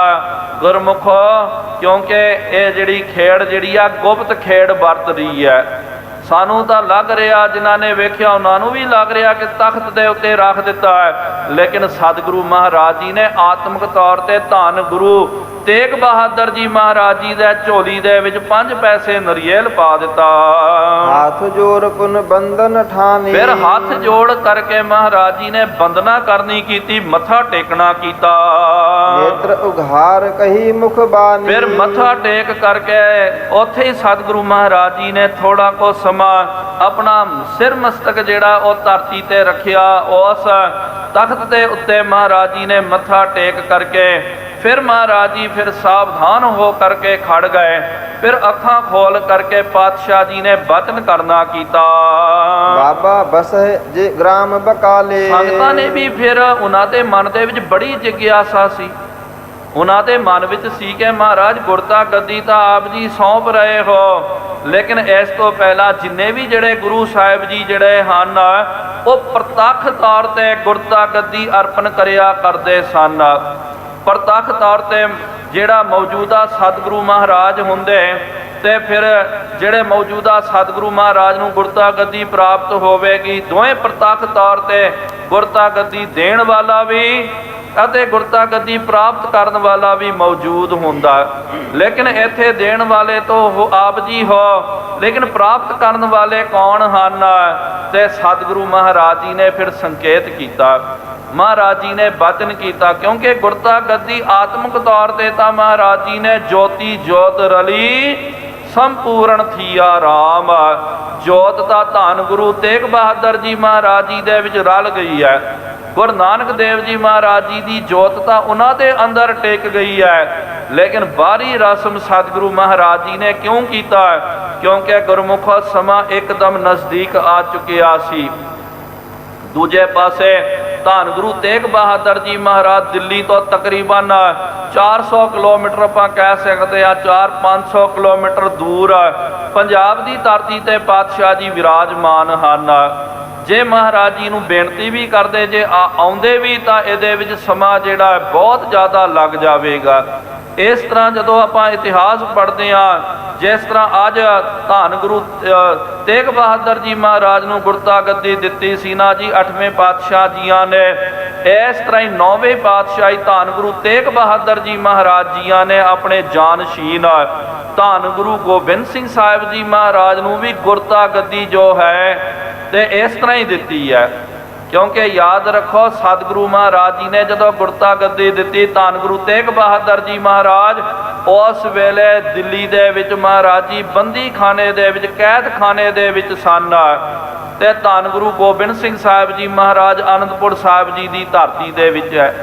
ਸਤਿਗੁਰੂ ਮਹਾਰਾਜ ਜੀ ਨੇ ਇੱਥੋਂ ਹੀ ਆਨੰਦਪੁਰ ਸਾਹਿਬ ਜੀ ਦੇ ਵੱਲ 5 ਪੈਸੇ ਨਰੀਅਲ ਇਹ ਜੋ ਮਰਿਆਦਾ ਕੀਤੀ, ਪਰਿਕਰਮਾ ਕਰਕੇ ਜੋਤੀ ਜੋਤ ਉਹਨਾਂ ਦੇ ਅੰਦਰ ਟਿਕਾ ਦਿੱਤੀ, ਮੱਥਾ ਟੇਕ ਦਿੱਤਾ ਤੇ ਕਿਹਾ ਕਿ ਖਾਲਸਾ ਜੀਓ, ਸੰਗਤ ਜੀਓ, ਅੱਜ ਤੋਂ ਬਾਅਦ 10ਵੀਂ ਪਾਤਸ਼ਾਹੀ ਧੰਨ ਗੁਰੂ ਗੋਬਿੰਦ ਸਿੰਘ ਸਾਹਿਬ ਜੀ ਮਹਾਰਾਜ ਜੀ ਹੋਣਗੇ। ਉਸ ਤੋਂ ਬਾਅਦ ਇਹ ਰਸਮ ਜਿਹੜੀ ਹੈ ਫਿਰ ਉਹ 5 ਪੈਸੇ ਨਰੀਅਲ ਲੈ ਕਰਕੇ ਭਾਈ ਊਦਾ ਜੀ, ਭਾਈ ਗੁਰਦਿੱਤਾ ਜੀ ਆਦਿਕ, ਭਾਈ ਜੈਤਾ ਜੀ ਆਦਿਕ, ਇਹ ਸਭ ਉਥੋਂ ਨਿਕਲ ਕਰਕੇ ਫਿਰ ਇਹ ਮਰਿਆਦਾ ਕੀਤੀ ਗਈ। ਤੇ ਮਹਾਰਾਜ ਜੀ ਨੇ ਬਚਨ ਕੀਤਾ ਕਿ ਬਾਬਾ ਬਸੈ ਹੈ ਜੇ ਗ੍ਰਾਮ ਬਕਾਲੇ। ਮਹਾਰਾਜ ਨੇ ਕਹਿ ਦਿੱਤਾ ਕਿ ਸਾਡੇ ਬਾਬਾ ਜੀ, ਬਾਬਾ ਦਾ ਮਤਲਬ ਦਾਦਾ ਜੀ ਜੋ ਹਨ, ਜੋ ਬਕਾਲੇ ਨਗਰ ਦੇ ਵਿੱਚ ਰਹਿੰਦੇ ਹਨ, ਬਨ ਗੁਰ ਸੰਗਤ ਸਕਲ ਸਮਾਲੇ, ਉਹਨਾਂ ਨੂੰ ਅਸਾਂ ਨੇ ਗੁਰਤਾ ਗੱਦੀ ਦਿੱਤੀ ਹੈ। ਗੁਰੂ ਬਣ ਕਰਕੇ ਸੰਗਤ ਨੂੰ ਆਪ ਉਹ ਸਾਂਭ ਲੈਣਗੇ। ਗੁਰਮੁਖੋ ਯਾਦ ਰੱਖੋ, ਮਹਾਰਾਜ ਜੀ ਨੇ ਇੱਥੇ ਸੰਕੇਤ ਕੀਤਾ, ਨਾਮ ਨਹੀਂ ਲਿਆ, ਕਿਉਂਕਿ ਇਹ ਵੀ ਇੱਕ ਸਤਿਕਾਰ ਹੁੰਦਾ। ਜਿਸ ਤਰ੍ਹਾਂ ਕਿ ਉਮਰ ਕਰਕੇ ਜਿਹੜੇ ਛੋਟੇ ਹੁੰਦੇ ਹਨ, ਜੇ ਆਪਾਂ ਵੇਖਦੇ ਹਾਂ ਕਿ ਸਾਡੇ ਜਿਹੜੇ ਵੱਡ ਵਡੇਰੇ ਹੁੰਦੇ ਹਨ, ਆਪਾਂ ਉਹਨਾਂ ਨੂੰ ਨਾਮ ਲੈ ਕਰਕੇ ਕਦੇ ਵੀ ਸੰਬੋਧਨ ਨਹੀਂ ਕਰਦੇ।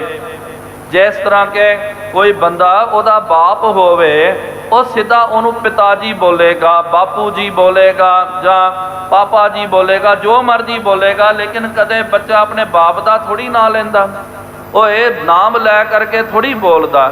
ਜਾਂ ਉਹਦਾ ਜਿਹੜਾ ਹੈ ਕੋਈ ਦਾਦਾ ਹੋਵੇ, ਦਾਦੇ ਨੂੰ ਬੋਲਣਾ ਦਾਦਾ ਜੀ ਬੋਲੇਗਾ, ਜਾਂ ਔਰ ਸ਼ਬਦਾਂ ਦੇ ਵਿੱਚ ਸਤਿਕਾਰ ਦੇ ਨਾਲ ਉਹਨੂੰ ਬੋਲੇਗਾ, ਬਾਪੂ ਜੀ ਬੋਲੇਗਾ, ਬਾਬਾ ਜੀ ਬੋਲੇਗਾ, ਲੇਕਿਨ ਨਾਮ ਤਾਂ ਨਹੀਂ ਲਵੇਗਾ ਨਾ ਉਹ।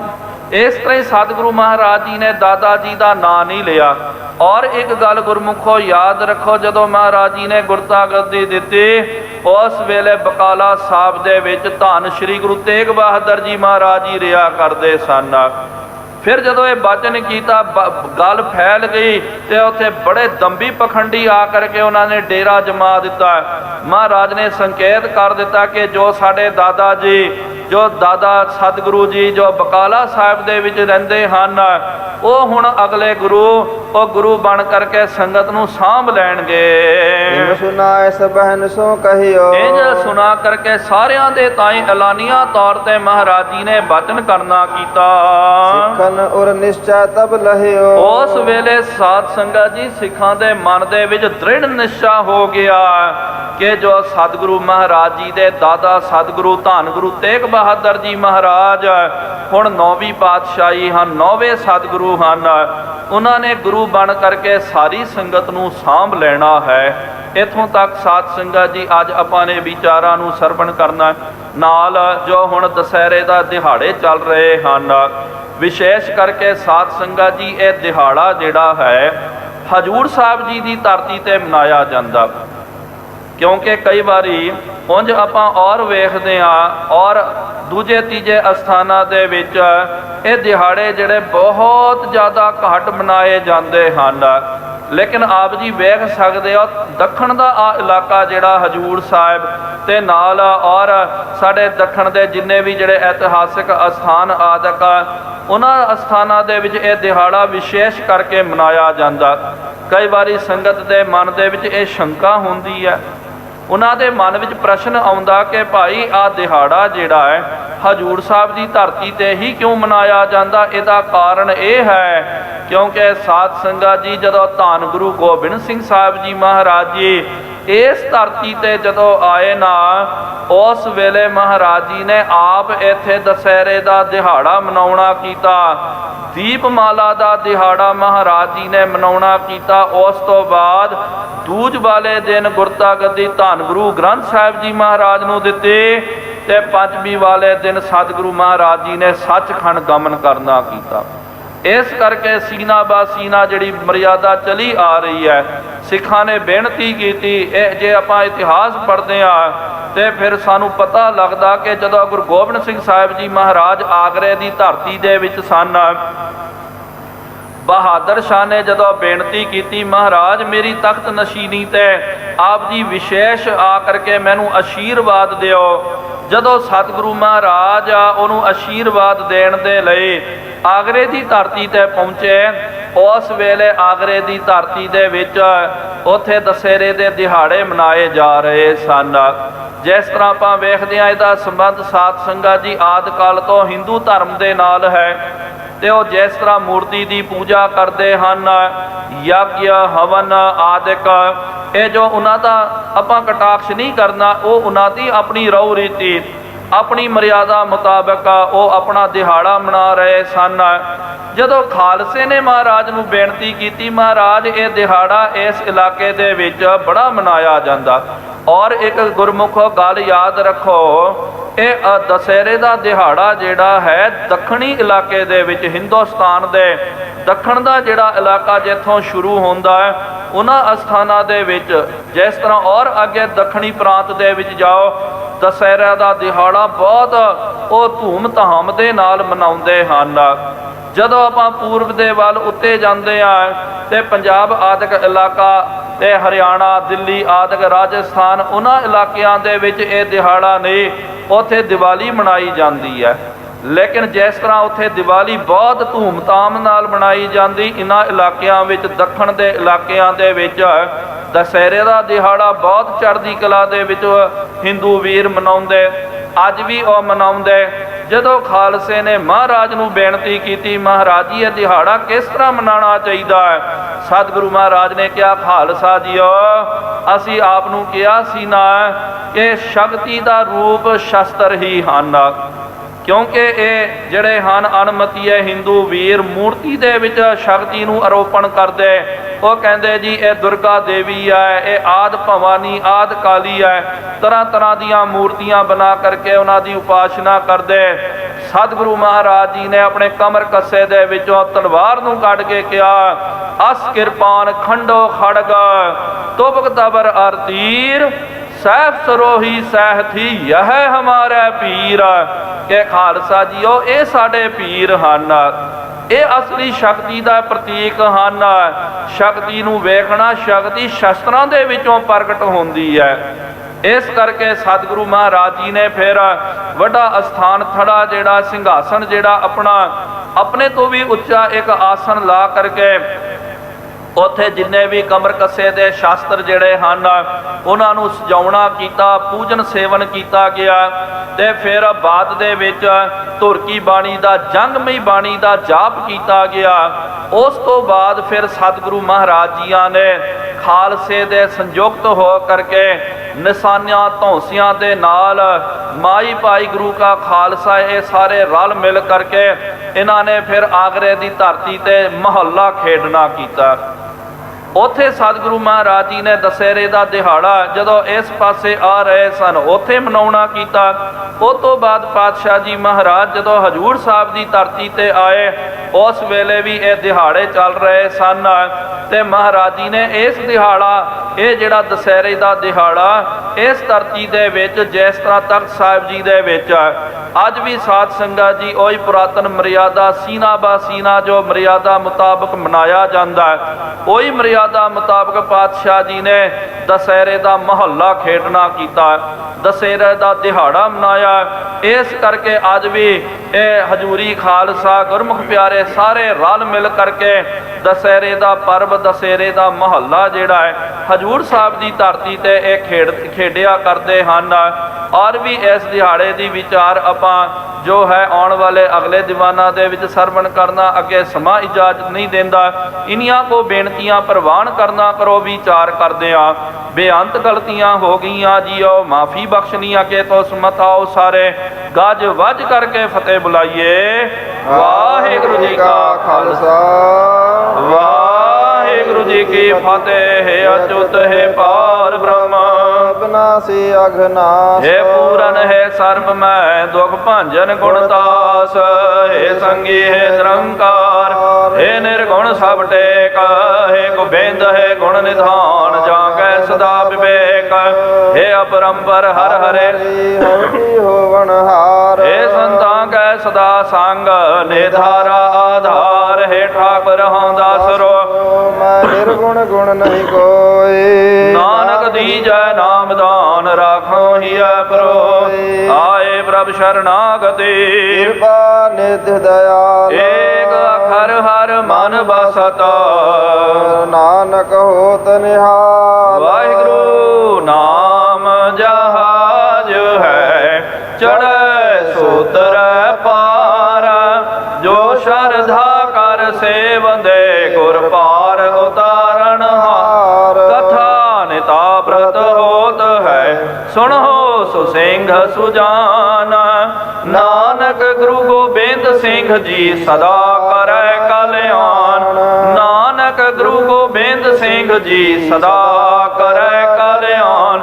ਇੱਕ ਓੰਕਾਰ ਸਤਨਾਮ ਕਰਤਾ ਪੁਰਖ ਨਿਰਭਉ ਨਿਰਵੈਰ ਅਕਾਲ ਮੂਰਤ ਅਜੂਨੀ ਸਾਹਿਬੰ ਗੁਰ ਪ੍ਰਸਾਦ ਜਪ ਆਦ ਸੱਚ ਜੁਗਾਦ ਸੱਚ ਹੈ ਭੀ ਸੱਚ ਨਾਨਕ ਹੋਸੀ ਭੀ ਸੱਚ। ਇੱਕ ਓੰਕਾਰ ਸਤਨਾਮ ਕਰਤਾ ਪੁਰਖ ਨਿਰਭਉ ਨਿਰਵੈਰ ਅਕਾਲ ਮੂਰਤ ਅਜੂਨੀ ਸਾਹਿਬੰ ਗੁਰ ਪ੍ਰਸਾਦ ਜਪ ਆਦ ਸੱਚ ਜੁਗਾਦ ਸੱਚ ਹੈ ਭੀ ਸੱਚ ਨਾਨਕ ਹੋਸੀ ਭੀ ਸੱਚ। ਇੱਕ ਓੰਕਾਰ ਸਤਨਾਮ ਕਰਤਾ ਪੁਰਖ ਨਿਰਭਉ ਨਿਰਵੈਰ ਅਕਾਲ ਮੂਰਤ ਅਜੂਨੀ ਸਾਹਿਬੰ ਗੁਰ ਪ੍ਰਸਾਦ ਜਪ ਆਦ ਸੱਚ ਜੁਗਾਦ ਸੱਚ ਹੈ ਭੀ ਸੱਚ ਨਾਨਕ ਹੋਸੀ ਭੀ ਸੱਚ। ਇੱਕ ਓੰਕਾਰ ਸਤਨਾਮ ਕਰਤਾ ਪੁਰਖ ਨਿਰਭਉ ਨਿਰਵੈਰ ਅਕਾਲ ਮੂਰਤ ਅਜੂਨੀ ਸਾਹਿਬੰ ਗੁਰ ਪ੍ਰਸਾਦ ਜਪ ਆਦ ਸੱਚ ਜੁਗਾਦ ਸੱਚ ਹੈ ਭੀ ਸੱਚ ਨਾਨਕ ਹੋਸੀ ਭੀ ਸੱਚ। ਇੱਕ ਓੰਕਾਰ ਸਤਨਾਮ ਕਰਤਾ ਪੁਰਖ ਨਿਰਭਉ ਨਿਰਵੈਰ ਅਕਾਲ ਮੂਰਤ ਅਜੂਨੀ ਸਾਹਿਬੰ ਗੁਰ ਪ੍ਰਸਾਦ ਜਪ ਆਦ ਸੱਚ ਜੁਗਾਦ ਸੱਚ ਹੈ ਭੀ ਸੱਚ ਨਾਨਕ ਹੋਸੀ ਭੀ ਸੱਚ। ਵਾਹੋ ਵਾਹੋ ਗੋਬਿੰਦ ਸਿੰਘ ਜੀ ਵਾਹੋ ਵਾਹੋ ਗੋਬਿੰਦ ਸਿੰਘ ਜੀ ਕਲਗੀਆਂ ਵਾਲੇ ਗੋਬਿੰਦ ਸਿੰਘ ਜੀ ਕਲਗੀਆਂ ਵਾਲੇ ਗੋਬਿੰਦ ਸਿੰਘ ਜੀ ਬਾਜਾਂ ਵਾਲੇ ਗੋਬਿੰਦ ਸਿੰਘ ਜੀ ਬਾਜਾਂ ਵਾਲੇ ਗੋਬਿੰਦ ਸਿੰਘ ਜੀ ਫੌਜਾਂ ਵਾਲੇ ਗੋਬਿੰਦ ਸਿੰਘ ਜੀ ਫੌਜਾਂ ਵਾਲੇ ਗੋਬਿੰਦ ਸਿੰਘ ਜੋਜੀ ਪਿਆਰੇ ਗੋਬਿੰਦ ਸਿੰਘ ਜੀ ਜੋਜੀ ਪਿਆਰੇ ਗੋਬਿੰਦ ਸਿੰਘ ਜੀ ਵਾਹੋ ਵਾਹੋ ਗੋਬਿੰਦ ਸਿੰਘ ਜੀ ਵਾਹੋ ਵਾਹੋ ਗੋਬਿੰਦ ਸਿੰਘ ਸਿੰਘ ਜੀ। ਵਾਹੋ ਵਾਹੋ ਗੋਬਿੰਦ ਸਿੰਘ ਜੀ। ਵਾਹੋ ਵਾਹੋ ਗੋਬਿੰਦ ਸਿੰਘ ਜੀ ਜੀ। ਗੁਰੂ ਗਰੀਬ ਨਿਵਾਜ ਅੰਤਰਜਾਮੀ ਸਤਿਗੁਰੂ ਸੱਚੇ ਪਾਤਸ਼ਾਹ ਜੀਓ ਮਹਾਰਾਜ ਆਪ ਜੀ ਦੇ ਪਾਵਨ ਪਵਿੱਤਰ ਅਸਥਾਨ ਤਖਤ ਸੱਚਖੰਡ ਸ੍ਰੀ ਹਜ਼ੂਰ ਸ੍ਰੀ ਅਬਚਲਨਗੜ੍ਹ ਸਾਹਿਬ ਜੀ ਵਿਖੇ ਸ਼ਾਮਾਂ ਦੇ ਦੀਵਾਨ ਸਜਾਏ ਗਏ ਹਨ। ਸਜੇ ਹੋਏ ਪਾਵਨ ਦੀਵਾਨਾਂ ਦੇ ਵਿੱਚ ਗੁਰ ਇਤਿਹਾਸ ਦੀਆਂ ਕਥਾ ਵਿਚਾਰਾਂ ਹੋਈਆਂ। ਕਥਾ ਵਿਚਾਰਾਂ ਕਰਦਿਆਂ ਬੇਅੰਤ ਗਲਤੀਆਂ ਹੋ ਗਈਆਂ ਜੀਓ, ਮਾਫੀ ਬਖਸ਼ਣੀਆਂ ਕੇ ਤੋਂ ਸਮਤਾਈਆਂ ਸੰਗਤਾਂ ਦੀਆਂ ਹਾਜ਼ਰੀਆਂ ਤਿਲ ਫੁੱਲ ਭੇਟਾਵਾਂ ਪ੍ਰਵਾਨ ਕਰਦੀਆਂ। ਜੋ ਜੀ ਆਪ ਜੀ ਕੇ ਦੁਆਰੇ ਆਵੇ ਸੋ ਸਦਾ ਹੀ ਰਾਜੀ ਪ੍ਰਸੰਨ ਜਾਵੇ। ਗੁਰੂ ਨਾਨਕ ਨਾਮ ਚੜ੍ਹਦੀ ਕਲਾ ਤੇਰੇ ਭਾਣੇ ਸਰਬੱਤ ਦਾ ਭਲਾ। ਬੋਲੇ ਸੋ